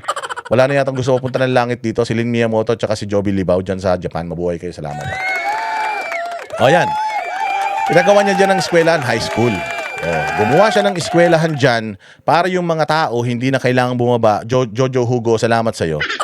Yung mga tao dyan, hindi na kailangan bumaba para mag-aral ng high school. So, dating elementary lang inaabot ng tao dyan, nakakapag-aral na sila dyan ng high school, nagkaroon pa sila ng kalsada. So, yung mga produkto nila, madali na nilang naibababa sa kapatagan para ibenta. Nagkaroon sila ng maayos na kabuhayan. Ngayon, sobrang binabaha daw dito. Sobrang binabaha rito kasi nga, yung mga lupa na yan, puro farmlands yan, halos wala nang tumutubo dyan ng mga kasi sobrang lutong-luto na yung lupa dyan kasi noon puro saging, lumilipad lang dyan yung mga yung mga tora-tora tapos nagsasaboy lang ng mga fertilizer. So, acidic na yung lupa dito. Wala nang mabubuhay na mga halaman. Pero anong ginawa ni pastor? Ang ginawa ni pastor, merong isang tao dyan na lumapit sa kanya. Tapos, nagbenta ng lupa sa kanya. Kasi mga yung mga katutubo man na nandiyan dyan. Nung nalaman, nung mga tao na yun, na binili yung lupa. So naawa na lang si pastor kasi nga walang makain yung tao, binili niya na yung lupa. Tapos yung mga kapitbahay noon, nagsilapitan lahat kay pastor. Tapos bili mo na rin yung lupa namin, kasi wala na eh. Yung lupa, hindi na nabubuhay yung mga tanim eh. So ginawa ni pastor, sa awa niya, gumawa siya ng paraan para i-accommodate niya yung mga tao na nagbebenta sa kanya ng mga lupa. So na-acquire niya itong lupa na ito diyan sa paanan ng Mount Apo. Tapos ang ginawa niya, pinaganda niya. Nagtanim siya ng daan-daan libo na mga pine tree, mga halaman, pinaganda niya ng sobra. Hindi na ngayon nagbabaha dyan. Bakit? Gumawa na siya ng sarili niyang climate change dyan. Alam ba ninyo na pag nandito ka sa lugar na ito, walang signal man dito. Bundok talaga yan eh. Pag nandiyan ka, ang lamig, para kang wala sa Pilipinas. Talaga kahit gaano kainit sa baba, pagdating mo rito, laging umuulan. Nakakagulat nga eh. Kasi ang init-init sa Davao City, pag akit namin dito, ang lamig, nagja-jacket kami. Bukod tangi yun. Sabi ko, ibang klase, ang ganda talaga dito. Pinaganda yun ni Pastor. Walang pera ng taong bayan. Walang pera galing sa tax natin. Walang pera galing sa kanino man na politiko. Yung mga lahat ng nagtanim dito, mga miyembro nila. Blood, sweat, and tears ng mga miyembro nila. Tayo pa kaya may pera tayo ng gobyerno? Mali lang kasi yung priorities, mabobo yung mga nasa gobyerno Pero kung nasa gobyerno, katulad nito mag-isip nung gumawa nito, sana maganda Pilipinas. Imagine mo kung yung pera natin, pinagaganda ng gobyerno yung mga kabundukan natin katulad nito, hindi magbabaha sa kapatagan. Kasi nga, meron kang rainforest na sarili. Kung ganun sana panoorin ninyo to para makita ninyo kung gaano kaganda tong property na to. From Putik, ganito yung ginawa ni Pastor. Mano-mano yan. Sila mga miyembro nagtanim yan. Tapos, babanatan nyo si Pastor? Rayson Tiberos, ang kapal ng mukha mo, may ganito ka ba? Ikaw, Leila de Lima, may ganito ka? Kayo, Sindena, sa tagal-tagal nyo sa bundok, nagkaroon kayo ng ganito? Nakapagtanim kayo ng ganito? May mga lugar kayo na paganda na ganito? Na dito lang sa lugar na to meron. Sa buong Pilipinas, wala nito. Dito lang may ganitong lugar sa Davao City. Malaparaiso sa ganda at para ka talagang nasa ibang bansa sa ganda ng lugar. Ang sarap ng klima at sobrang nakaka-relax ng paligid. May bonus pang overlooking view ng Davao City. Kaya samahan niyo po ako ngayong araw, ating pasyalan ang napakaganda at malaparaisong lugar dito po sa Glory Mountain, sa Barangay Tamayong, Kalinan District, Davao City. Lin, salamat sa iyo, Lin, ha? Kalinan yan. Kalinan. Diyan nagpunta si Bongbong yung may pinatayong mga pabahay. Kita mo kung paano ang ginawa ni Pastor. Dito sa lupa na halos wala nang tumutubo na halaman. Tingnan mo ginawa niya. Mano-mano yan. Silang lahat ng mga miyembro, wala silang hiningin tulong kahit kanino. Mano-mano nila na ginawa yan. Dahil napaganda nila yung lugar na yan, hindi na ngayon binabaha diyan sa Kalinan. Dahil dito. May pera ng gobyerno? Wala. Ba't kaya? Walang pera ng gobyerno. Tapos yung gobyerno may pera, hindi kaya yung ganito. Diba? Yan yung tatanungin natin.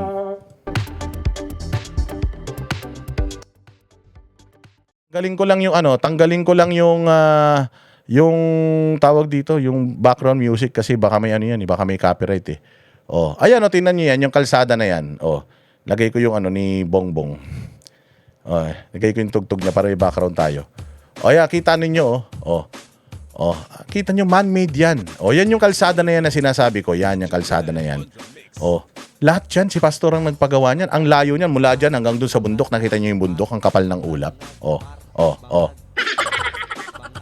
Diba? Ayan, Yan yung sinira ng mga ng mga pulis nung pinasok ni Torre. Yan yung pinasok nila. Kita mo kung gaano kaganda.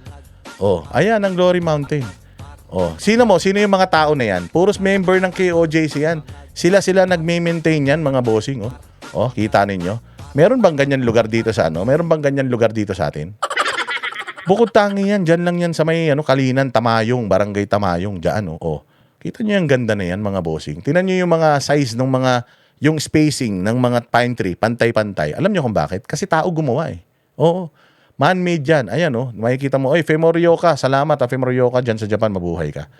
May overlooking sa sa Davao City. Tingnan mo yung mga halaman, tingnan mo yung mga bulaklak. Hindi ba? Meron bang ganyan ang administrasyon ni Bongbong? With all the money of yung taxpayers' money, ayan. Ngayon nagtataka kayo, saan napupunta yung mga fundraising ng KOJC? Yung mga pagtitinda nila ng mga produkto nila, saan napupunta? Diyan. Nakita niyo yan, yung mga naghahalaman na yan, puros mga members yan. Yan ang ministry nila.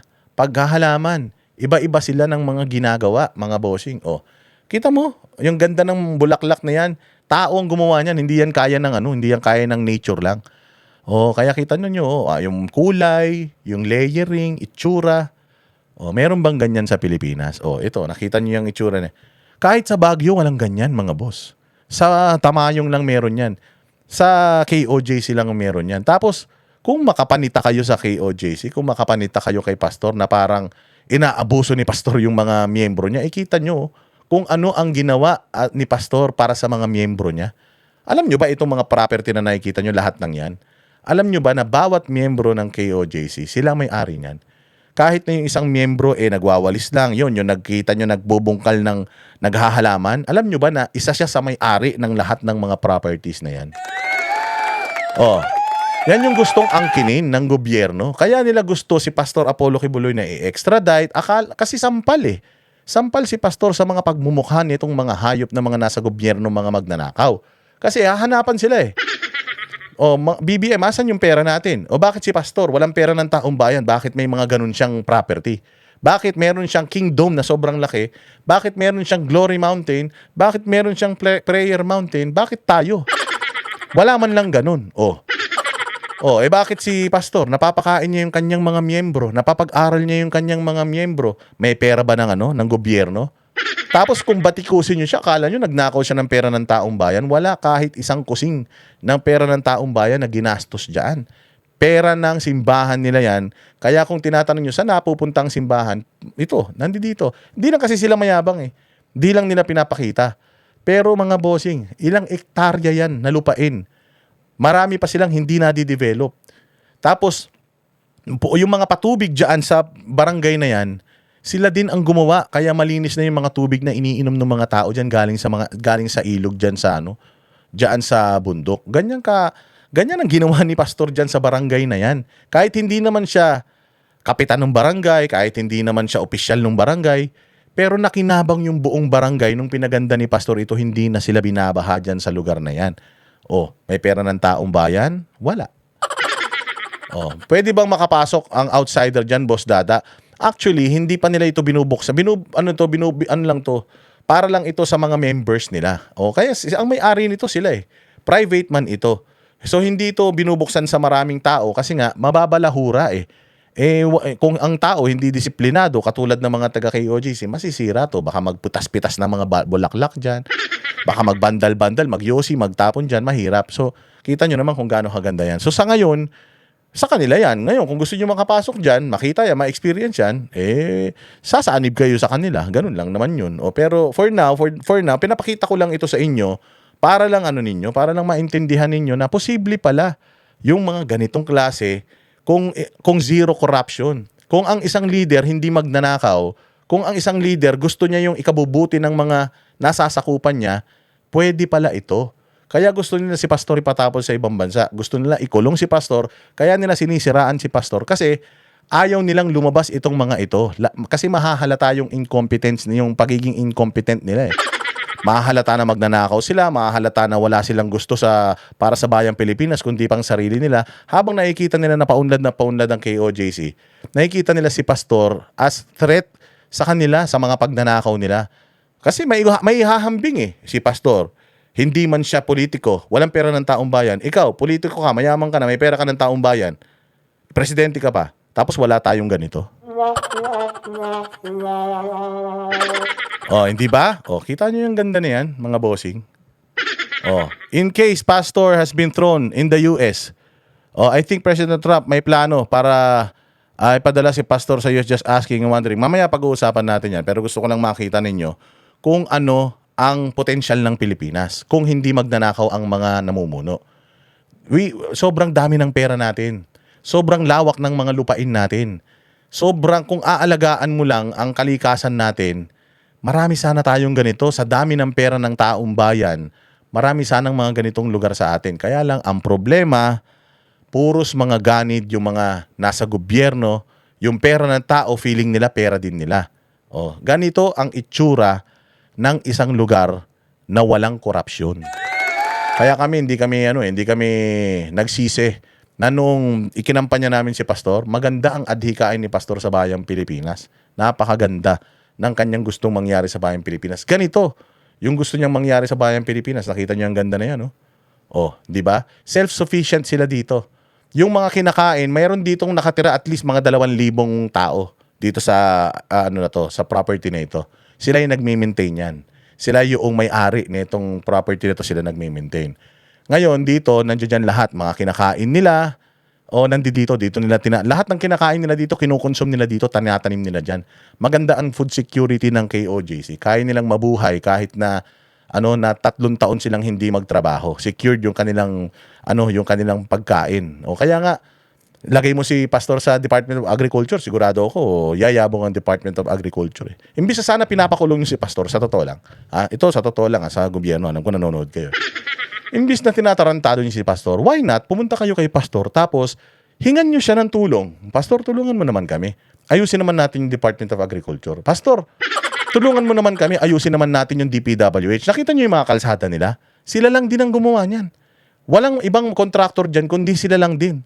Sila lang ang gumawa niyan. O pastor, ang ganda ng mga kalsada rito. Ba't walang landslide dito, pastor? Ba't sa Baguio landslide ng landslide? Ba't dito bundok din naman, hindi nagla-landslide? O bakit hindi nyo siya kausapin? Pastor, tulungan mo naman kami. Para, ano bang gagawin namin dito para hindi mag-landslide to? Kasi yung bundok mo doon sa Davao, wala man kaming balitang nagla-landslide yun. Dito hindi Pag matino kang tao dito, threat ka.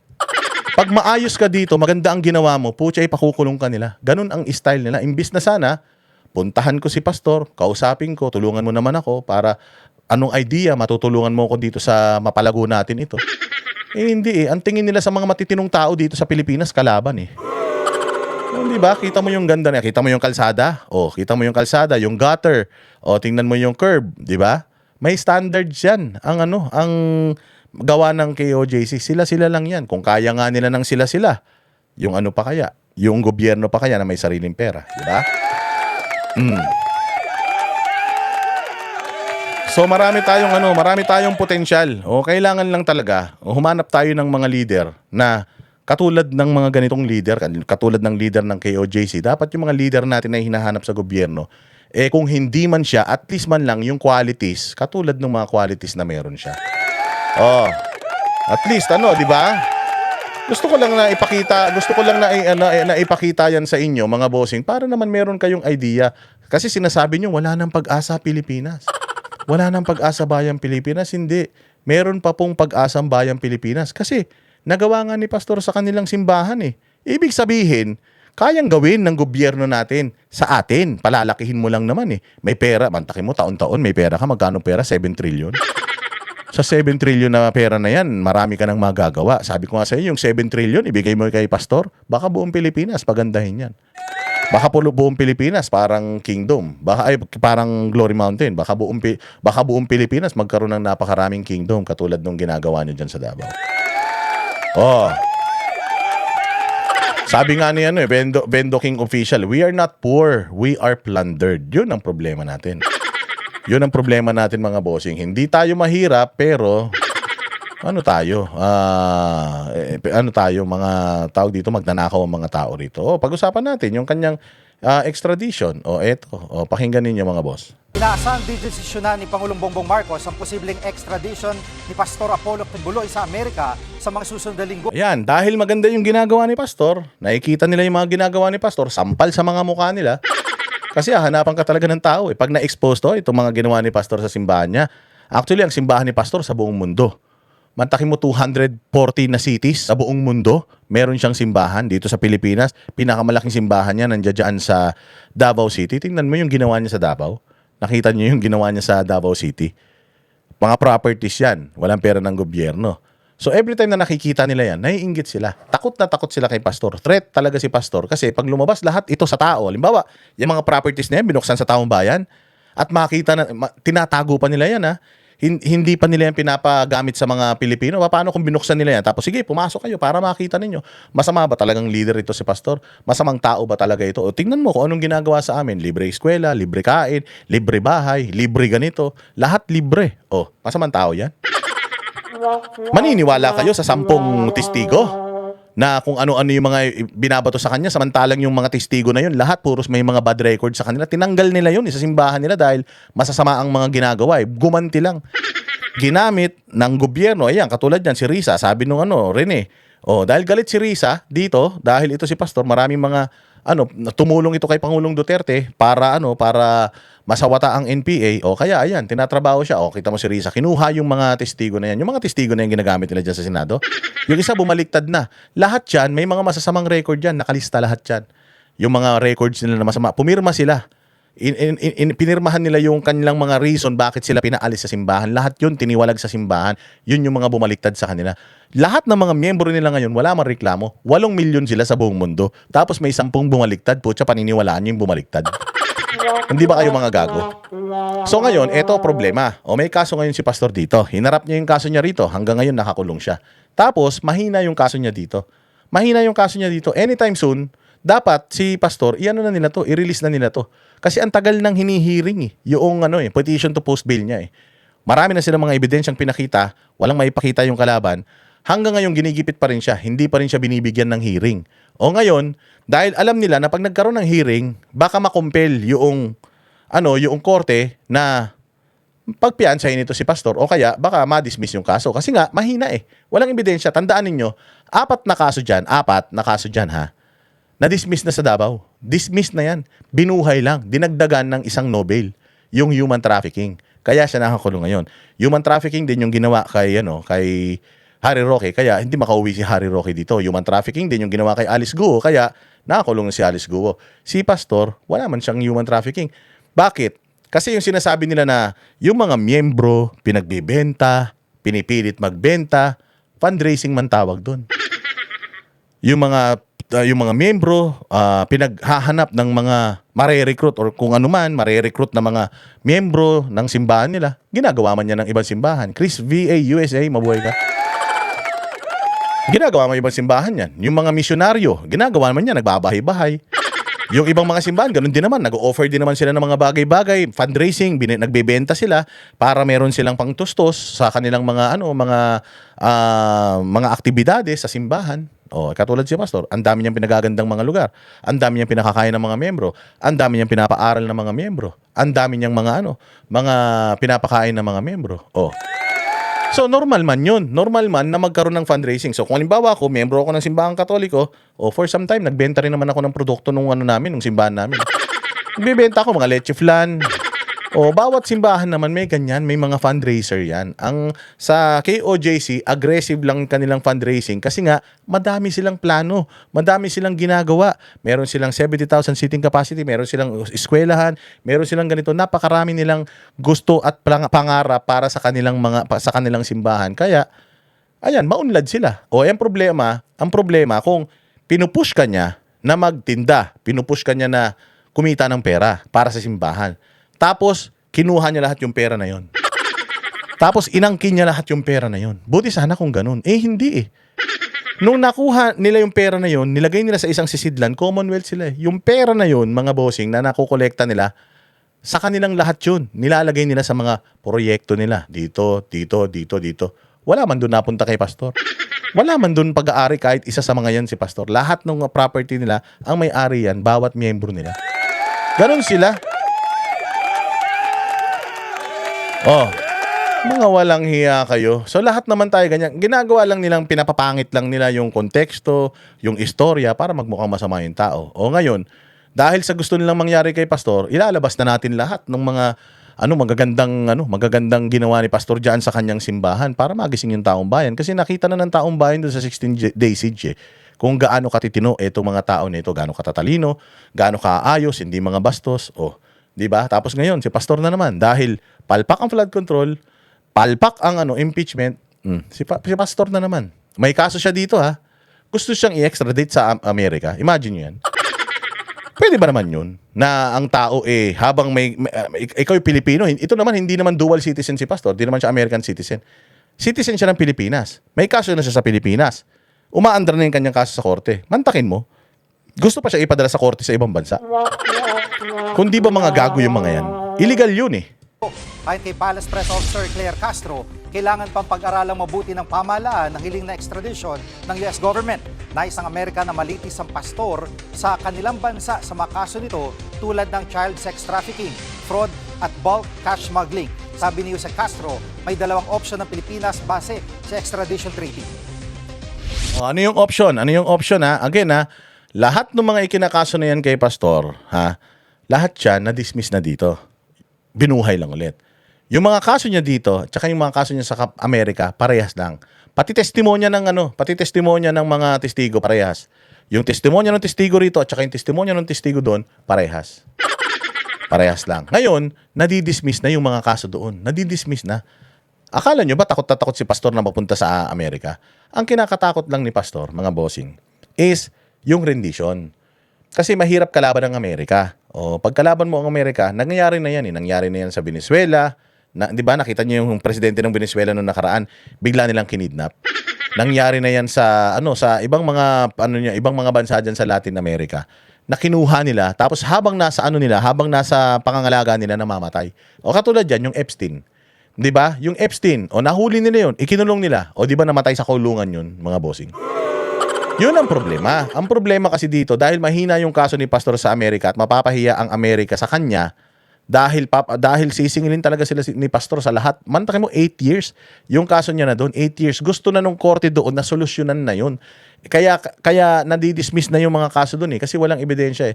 So imaginein mo, ang nakakatakot lang nito, baka ilipad nila si pastor doon. Tapos, may mangyaring masama sa kanya. Either may mangyaring masama sa kanya sa loob ng kulungan or may mangyaring masama sa kanya habang tinatransport. Kasi tinan mo pag tinusukan ka dito ng cyanide, in-injectionan ka ng cyanide, hindi matitrace sa katawan mo yung cyanide. Ang magiging cause of death mo, alam mo kung ano? Cardiac arrest. Cardiac arrest, mga bossing. Pag tinusukan ka ng cyanide, dito sa pagitan ng mga daliri mo sa paa. Christine Singson, praying for all of you there. Thank you very much, mabuhay ka. And kay Padbon, Sir, kailan balik nyo sa Geneva, Switzerland? Malapit na. So pag tinusukan ka sa pagitan ng paa mo, matitrace pa ba yun? Karayom, in-inject yung cyanide. Heart failure ka, mga bossing. Yun ang problema. Baka gawin nila yun kay pastor, tapos wala na. Kawawa naman siya, di ba? Kasi hindi pa siya humaharap sa mga kaso niya doon, hindi na siya makakarating doon ng buhay. Bigyan lang ng assurance ng Amerika na si pastor ay makakarating sa Amerika ng maayos, matiwasay, at kung hindi man siya makakapag-bail doon, siya ay ipapasok sa bilangguan, mabigyan lang ng assurance yung gobyerno natin, lalong-lalo na yung mga members ng KOJC na nothing will happen to pastor. Haharapin niya yung mga kaso niya doon. It's been 8 years. For the past 8 years, binabayaran nila yung mga nila doon, yung mga abogado nila doon. Alam niyo ba kung magkano yung abogado ni pastor doon? Ang acceptance fee ng abogado dyan, $250,000. I-compute nyo. $250,000 per case. Ang acceptance fee. Ilan silang dinimanda? Gaano kalaking pera yung binabayad nila dyan sa mga abogado na yan para mag-prepare dyan sa kaso na yan. So lahat ng mga Harvard lawyers ni Pastor Quiboloy dyan na nakadedicate sa mga kaso niya, gigil na sila. Matagal na nilang gustong magkaroon ng time sa korte dyan. Dinelay na nga lang ng dinelay yan . Matagal na. Before pang mangyari itong siege, matagal nang nire-request ni Pastor yung extradition. Wag lang rendition. Basta extradition, dadaan sa tamang proseso, pupunta ako doon, haharap ako doon ako lilitisin maayos, walang mangyayari sa akin masama, hindi ako mamamatay in between, hindi ako masasaktan sa kulungan. Okay ako dyan, haharapin ko yan lahat. Masayang-masaya ako dyan. Noon pa gusto ni Pastor na maayos na yung mga kaso niyan na yan dyan. Kaya lang, nakakatawa lang yung gustong mangyari ng gobyerno rito. Panoorin nyo. Either manatili dito si Pastor Quiboloy habang dinidinig ang kaso dito sa Pilipinas, pero pwede na temporarily ma-hold, ma-suspend ang kaso dito at magkaroon ng extradition at maipadala si Pastor Quiboloy. Pwede ba yun? Pwede ba yun sa tingin ninyo? May kaso siya dito, na-arraign na siya dito, meron ng korte na humahawak ng kanyang kaso dito, nag-hearing na sila. So sinasabi ng bobong abogado na ito na pwede munang isuspend yun tapos ibigay siya sa ibang korte para litisin siya doon. So ang ginagawa nila, ayaw muna nilang ma-dismiss yung kanyang mga kaso dito. Kasi napakalaki talaga ng possibility na ma-dismiss yung kaso dito kasi wala talagang ebidensya . So ang gusto nila, before mag-decide yung korte to dismiss the case, cancelin muna natin. I-suspend muna natin, ipadala natin siya doon. Para kung sakali ma-dismiss yung mga kaso niya doon, kasi nadidismiss na yung mga kaso nila doon . Marami na siyang mga kasamahan doon si Pastor na nakasuhan na na-dismiss na lahat yung kaso nila . Ma-dismiss man yung ni Pastor doon, pag uwi niya dito, nakakulong pa rin siya. Ganon ang gusto nilang mangyari. Oo, ganon ang gusto nilang mangyari, mga boss. Pag uwi niya dito, kulong pa rin siya kasi may kaso pa siya dito . O ma-dismiss man siya doon, pag uwi niya rito, hawak pa rin natin siya. Gago, di ba? Hindi pa pwede yun. Oo, at saka tingnan mo ako korte halimbawa. Papayag ba naman ako na hinihiring na namin tapos ipapadala natin doon? Anong ibig niyo sabihin? Hindi namin kaya dito? Hindi ba tayo nag-hearing ng mga heinous crimes dito at kailangan sa Amerika pa. Tapos, magdi-decide ang presidente at magdi-decide ang DOJ. So, ibig sabihin, hawak ng presidente yung mga korte, ganon, kaya hindi pa nakakalabas si pastor. Ang ibig bang sabihin, ang DOJ, may hawak pa rin sa mga trial courts, hindi naman, prosecutor man lang ang DOJ. Department of Justice, wala silang control sa korte. Ang may control sa korte, Supreme Court. So, ibig ba sabihin talaga nito na ang presidente natin ay hawak ang mga korte, hawak ang mga huwes dito sa Pilipinas? Kaya naman pala si pastor nakakulong. Kaya naman pala si pastor hanggang ngayon, 2 taon, magdadalawang taon na siya sa kulungan, hanggang ngayon, hindi pa rin siya nakakalabas. Kaya naman pala. Yun ang problema. So dapat di pumayag ang korte dito. Hindi pwede yung gusto mangyari nito ni Claire Castro na cancelin muna natin yan. Ipadala natin siya doon. Pag na-dismiss yung kaso niya doon, anong gagawin ng gobyerno natin? I-request natin yung extradition pabalik dito sa Pilipinas. Kasi siya dito? May kaso pa siya dito. Gago kayo. Tarantado. Butsang inang yan. Yung mga ganitong style, si Pangulong Duterte nga, pinadala yan sa ICC. Ito pa kaya, si pastor? Bendalo ang mga putang inan yan.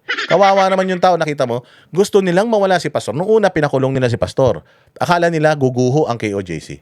Akala nila, mawawala ng boses si pastor. Nung nakulong si pastor, ano nangyari? Merong pumalit 7 banateros, mga bossing. 7 banateros ang nagsasalita ngayon, kapalit ng isang pastor, Apollo Kibuloy. Hindi nga nakakapagsalita si pastor dahil nakakulong, pero napalitan naman ng mga napakaraming mga banateros, bisdakeros, si Katibinag, si Topacio, nandiyan dyan si Attorney Guanzon, napalitan ng maraming mga boses. Akala nila, pag taing-tai sila ikulong si pastor, taing-tai si Risa Ontiveros, ikulong si pastor, nung kinulong si pastor, tapos, nung nakita nila na mahina, gusto naman nila ipatapon sa ibang bansa. Kung di ba mga gago kayo? Kung di ba mga loko-loko tong mga taga-Pilipinas, di ba? May proseso Sabi nung proseso, kailangan pang dumaan yan, yung extradition na yan, dadaan yan sa korte. Pag dumaan sa korte, kung ano ang desisyon ng RTC, meron pang Court of Appeals. Pagkatapos ng Court of Appeals, meron pang Supreme Court. So, ganun kahaba nga abutin ng isang extradition. Tapos gusto nila madaliin, putulin yung kaso dito, tapos ipadala doon. Hindi pwede yun. Kailangan dumaan yan sa tamang proseso. Okay man lang kung saan man yung hearing na yan, okay man lang yan. Gustong i-clear ni pastor yung pangalan niya doon, gusto rin i-clear ni pastor yung pangalan niya dito. Kaya nga niya hinarap Walang problema doon. Hindi natatakot si pastor. Kinulong nyo nga 2 taon, walang kasalanan. Natatakot ba yan? Basta siguraduhin lang natin. Siguraduhin lang natin na pag pinadala doon si pastor, which is malaki yung chance dahil tarantado itong mga nasa Malacanang. Gago mga yan. Walang batas-batas sa mga yan. Malamang sa malamang may padala doon. Ang problema kapag kasi pastor, baka madisgrasya while in transit. Okay, huwag kayo mag-alala. Pagka nangyari yan, sasamahan namin si pastor doon kami sa pakpak, sasakay, babantayan namin siya. Walang hiya kayo. Yun lang yun. Wala kaming walang ibang wala namang, hindi naman takot si pastor Kahit naman haharapin ni pastor Matagal naman na niyang hinaharap itong mga kaso niya. Hindi naman siya takot sa mga kaso na ito kaya ito, pakinggan niyo yung interview ni Topacio patungkol dyan sa kaso ni Pastor Apollo Kibuloy. Pasok. Kasi as it goes, coordination po muna yan between the State Department and our Department of Foreign Affairs. Na i-evaluate pa muna nito, and then kung ini-evaluate nila and the extradition is proper under our treaty obligations with the United States, i-endorse po yan sa kagawaran ng katarungan at magpa-file po yung ating General Counsel ng DOJ ng petition for extradition. It is only then na makakatanggap po kami mula sa hukuman ng summons para tugunan po yung petition for extradition. May sinasabi po, attorney, na sa ilalim daw ng extradition treaty, maaring pansamantalang isuko si Pastor Kibuloy sa US para litisin.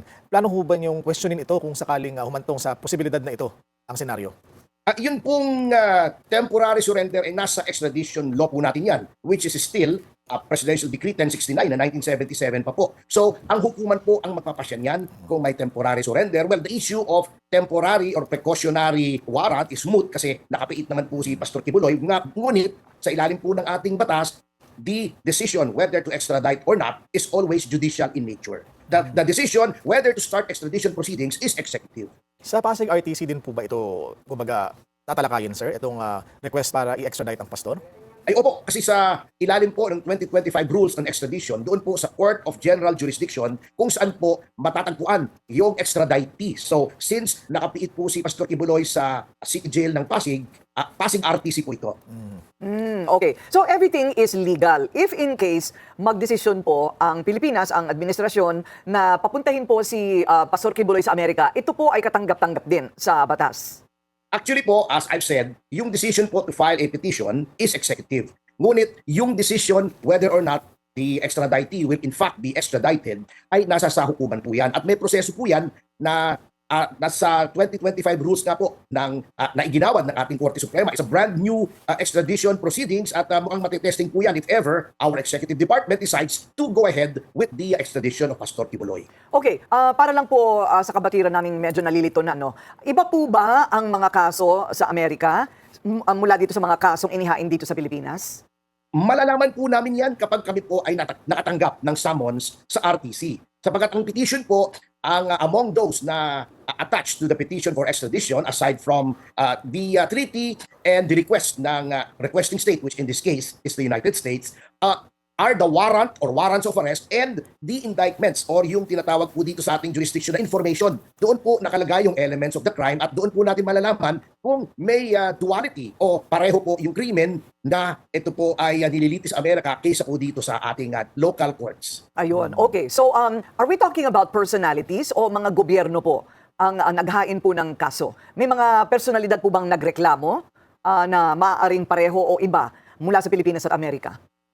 Hindi po natin malalaman yan kasi nga po malalaman lang po natin yan kapag nagkaroon na po ng petition. At kapag yan po ay nangyari, then that will be the time that we as the counsels for the extraditee will be entitled to a copy of all the documents na supporting documents na ipinadala po ng Estados Unidos dito sa atin. At doon po namin susuriin kung... Ito nga yung sinasabi ko lagi natin sinasabi to na galit tayo sa China, yung assertion ng China dyan sa South China Sea, ayaw natin ibigay.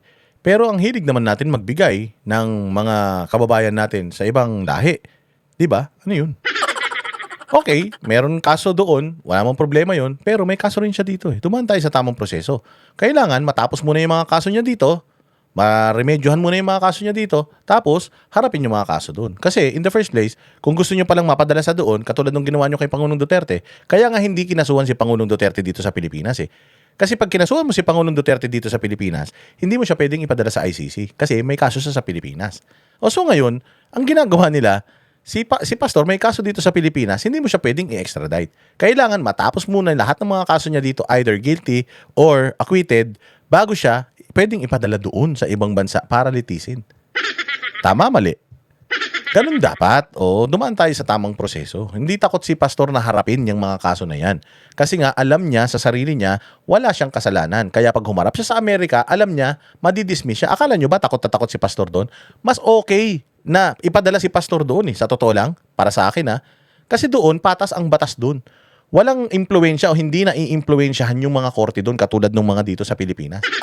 Kasi katulad ng sinasabi ni Claire Castro pag pumirma presidente, ika-cancel yung kanyang kaso rito o ang tawag diyan, isususpend muna, tapos ipapadala siya doon. Ngayon, pag natapos yung mga kaso niya doon, na-dismiss yung mga kaso niya doon, hihingin siya ulit ng Pilipinas para ikulong ulit dito kasi may kaso pa siya dito Gago lang, di ba? Maganda, ayusin muna yung kaso dito, tapusin muna yung kaso dito, i-dismiss na kung kailangan i-dismiss, tapos i-extradite natin siya doon para maharap din niya yung mga kaso niya doon. Basta bigyan lang ng assurance na walang mangyayari sa kanyang masama. Kasi ang korte doon, just, ang korte doon fair. Talagang hindi katulad dito. So mas maayos doon. Ang mga kulungan doon, di hamak na mas maayos dito. Yung kulungan ni Pastor, naku po, nanlilimahid, ang baho. Grabe. Kawawa talaga. Hindi deserve ng isang tao na ganyan ang ginawa sa kanyang buhay, sa kanyang mga miyembro, tapos ikukulong mo sa ganun na wala namang kasalanan kasama ng mga iba pang may mga kaso dyan. Kawawa talaga. So ngayon, doon sa Amerika, maganda man mga kulungan doon. Parang yung kulungan ni Pangulong Duterte dyan sa Hague, maayos, maganda. Kasi ang human rights doon ng mga preso ay talagang binavalue ng gobyerno. Walang impluwensya ang gobyerno, FBI, DOJ nila, walang impluwensya yun doon sa mga korte ng Amerika. So, mas mabibigyan si Pastor doon ng patas na paglilitis, hindi katulad dito na mga senador, ang nagkakaso sa kanya, paano ka mabibigyan ng patas na paglilitis kung ganun kalalakas yung mga nagkakaso sa iyo? 'Di ba? Pareho po yung complainants, pareho yung nature ng offense, at kung karapat-dapat pa na para sa aming pananaw ay dalhin si Pastor Kibuloy sa Amerika, gayong nililitis na naman po yung kanyang kaso dito sa Pilipinas. Attorney, kapag halimbawa umabot na sa Pasig RTC itong petition for extradition, will it take precedence over the discussion of the main charges po sa korte? Hindi po. That can proceed simultaneously po. Iba naman po yung usapin doon sa korte natin, if you're referring to the criminal cases, they will go on as scheduled. Pero ito po, may sarili pong process ito or procedure. Itong extradition, may sariling timeline, may sariling order of business kung sino magpipresenta ng ebidensya at mga dokumento. Oh. Pero mukhang sa timeline... Sanay si Topacio. Tandaan nyo, si Topacio ang abogado ni Arnie Tevez nung ini-extradite siya from Timor-Leste. Attorney, medyo matatagalan pa ito kasi doon sa nabanggit po ninyong rules for extradition ng Supreme Court, merong pinapayagang appeal stage pa sa Court of Appeals kung sakasakali anumang maging desisyon ng local court. Meron po. Pero alam niyo naman po, nakalagay din po dyan sa 2025 rules, parang summary or abbreviated po ang proceedings. Meaning to say that the court trying the extradition case at the first instance is bound by strict timelines. In fact, nakalagay po nga dyan within 30 days after the last witness is presented, dapat magdesisyon na ang RTC. At yung appellate process po para sa Court of Appeals ay within 10 days. So medyo hindi po siya katulad ng full-blown trial na criminal case or a civil case na medyo matagal po. Ito po, medyo summary po o mabilisan. Ang sabi din po ninyo parang invento lang or trumped up ang mga kaso laban kay Kibuloy. Ano po ang konkretong ebidensyang mababanggit natin para sabihin may political motives po sa likod ng mga ito? Actually po sa extradition case, ay ang DFA po ang nagdedetermine kung politically motivated. Yes, sino ba ang DFA ang ambassador ng USA? Ang ambassador ng US ng Philippines to the US, pinsan ni Romualdez. Pinsan ni Bongbong Marcos. Ang ina niyan. Kupal, di ba? Under the general principles of international law with respect to extradition, talagang hindi pwede ang politically motivated cases. Ngunit it is not up to us in an extradition case. Ang DFA po ang magdedetermine yan, ang executive. Ang i-determine lamang po ng extradition court, very limited po ang jurisdiction ng extradition court, is whether or not extradition is proper under the circumstances. Wala pong i-determine ang RTC at the first instance or even the appellate court with respect to the guilt or innocence of the extraditee. Okay, but for you, in your opinion, it is politically motivated. Yes, para sa amin po, but of course, ang magdedetermine po niyan ay ang ating Department of Foreign Affairs. As to the allegation na trumped up, ayoko naman po magkomento since the case is already being tried. I would not want to be violative of the sub judice rule. Attorney, ano po ang mga pagkakatulad at pagkakaiba na nakikita ninyo sa kaso ni Pastor Kibuloy sa pag-aresto at pagsuko kay former President Rodrigo Duterte sa ICC? Dito po ang isang malaking pagkakaiba ay at least po ito ay dinadaan sa korte na dapat po nilang ginawa doon kay Pangulong Duterte. Sapagkat nakalagay po sa ating saligang batas, no person shall be deprived of life, liberty, or property without due process of law. Yun po, ang due process niyan ay yung korte. He has to be heard. Hindi pwedeng desisyon ng executive lamang na siya ay dakpin, isakay sa eroplano at padala sa ibang bansa. Yun po ang naipagkait kay Pangulong Duterte na hopefully ay hindi po may pagkait kay Pastor Kibuloy sa pagkakataong ito. This is the proper way to do it.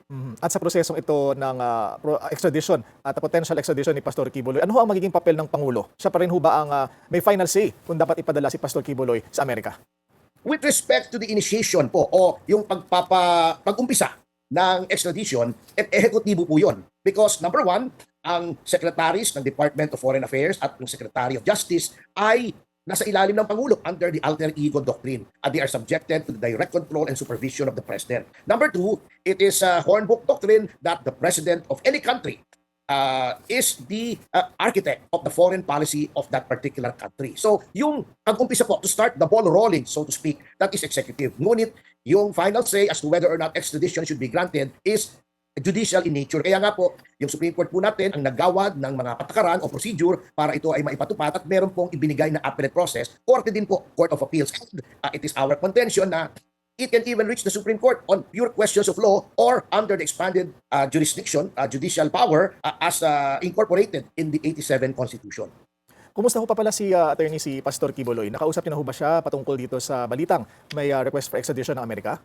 Opo, we are in constant communication with him through the proper channels. Unfortunately, I am not at liberty to discuss kung ano pong napag-usapan because that will fall behind the mantle of lawyer-client privilege. Opo, pero health-wise, he is ano naman siya? Healthy naman po siya. Yes, he is healthy in both body and mind. He is in a good mood and his fighting spirit is undiminished because it is rooted in the faith in the Lord and in the principles of justice and righteousness as stated in the Bible. Ayan, okay. Marami pong salamat sa inyo. Ayun, di ba? So, yan yung ano natin. Yan lang naman ang request natin sa Amerika. Babantayan namin itong maigi. Okay man lang sa amin. Sige, kung papadala, kung talagang demonyo gobyerno natin, tarantado talaga ang gobyerno natin at ay pamimigay na naman nila ang isang kalahi natin sa ibang korte para itry. Although kaya naman natin siyang itry dito sa mga kaso niya dito. O kung ibibigay man siya doon, hindi naman tayo natatakot dyan. Kasi nga, hindi ka naman matatakot kung ikaw ay inosente. Yun lang talaga. Ang kinakatakot lang natin is in between while in transit. Kasi ang magta-transit, ang maglilipad sa kanya doon, either CIA or kung sino man. Pero delikado yan. O baka mamaya, biglang lumilipad, tapos biglang bumula bibig ni pastor sa eroplano. Yung pala, tinurukan na nila ng kung ano-ano. Tapos biglang dideklara nila, na-cardiac arrest siya while binabiyahe. Ayan, putang ina, hindi pwede yan. Dapat, putang ina yan. Lahat ng mga mangkukulam at saka lahat ng mga manananggal dito sa Pilipinas, putya, sigurado ko susugurin niyang Amerika na yan. Yari kayo, kukulamin namin kayo pag may nangyaring masama dyan kay pastor. Haharapin naman ni pastor lahat yan. Dito nga, hinarap niya. Kahit nga mahirap ang sitwasyon niya dito sa kulungan, kahit wala siyang kasalanan, hinaharap nga niya yung kaso niya dito, kaya nga siya sumuko. Diyan pa kaya sa Amerika? Diyan sa Amerika, patas ang batas dyan. Maayos ang dyan. Maayos ang dyan, ang patakaran dyan. Hindi na-impluensyahan ng pamahalaan yung mga korte dyan sa Amerika. So, ako, either way, maipadala si pastor doon or hindi, naniniwala ako na soon he will be free and soon he's going to be traveling the whole world again at ipinapakalat ang gospel ng Panginoon. Sangka! Sabi ko sa inyo, hindi naman siya ang kalaban ng Pilipinas eh. Kalaban lang man si pastor ng mga terorista, komunista, NPA, tsaka mga magnanakaw sa bayan eh. Yun naman kalaban ni pastor. Wala namang kalaban si pastor. Ang kalaban naman ng isang pastor yung mga masasamang loob, yung demonyo. Kalaban naman ng langit yung impyerno eh. So kung sino man yung mga tumatrabaho kay pastor ngayon, sigurado tayo alagad ng impyerno yan. Alam nyo naman na hindi magwawagi ang mga kampo ng kadiliman sa kabutihan. Di ba? So malalagpasan natin lahat yan. Lahat, kahit tayo, lahat na nangyayari sa atin ngayon, itong ginagawang panggigipit sa atin ng mga nasa gobyerno, lahat yan, malalagpasan natin yan. Keep the faith. Dasal lang. Kapit lang, tatag lang. Di ba?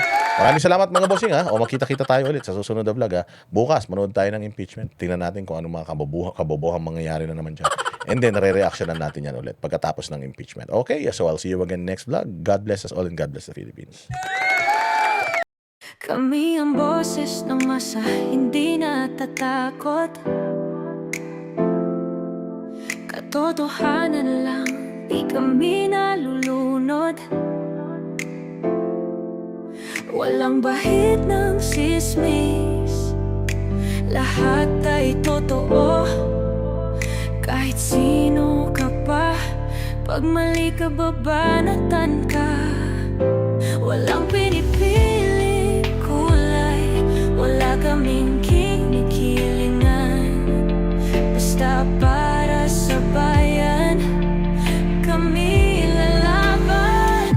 Pag tama palakpakan, pag mali banatan. Di matitinag, di matatakot, para sa bayan tuloy ang sigaw. Sa harap ng kamera, walang halong takot. Mga baluktot, lahat kayo'y tutumba. Ang hustisya at totoo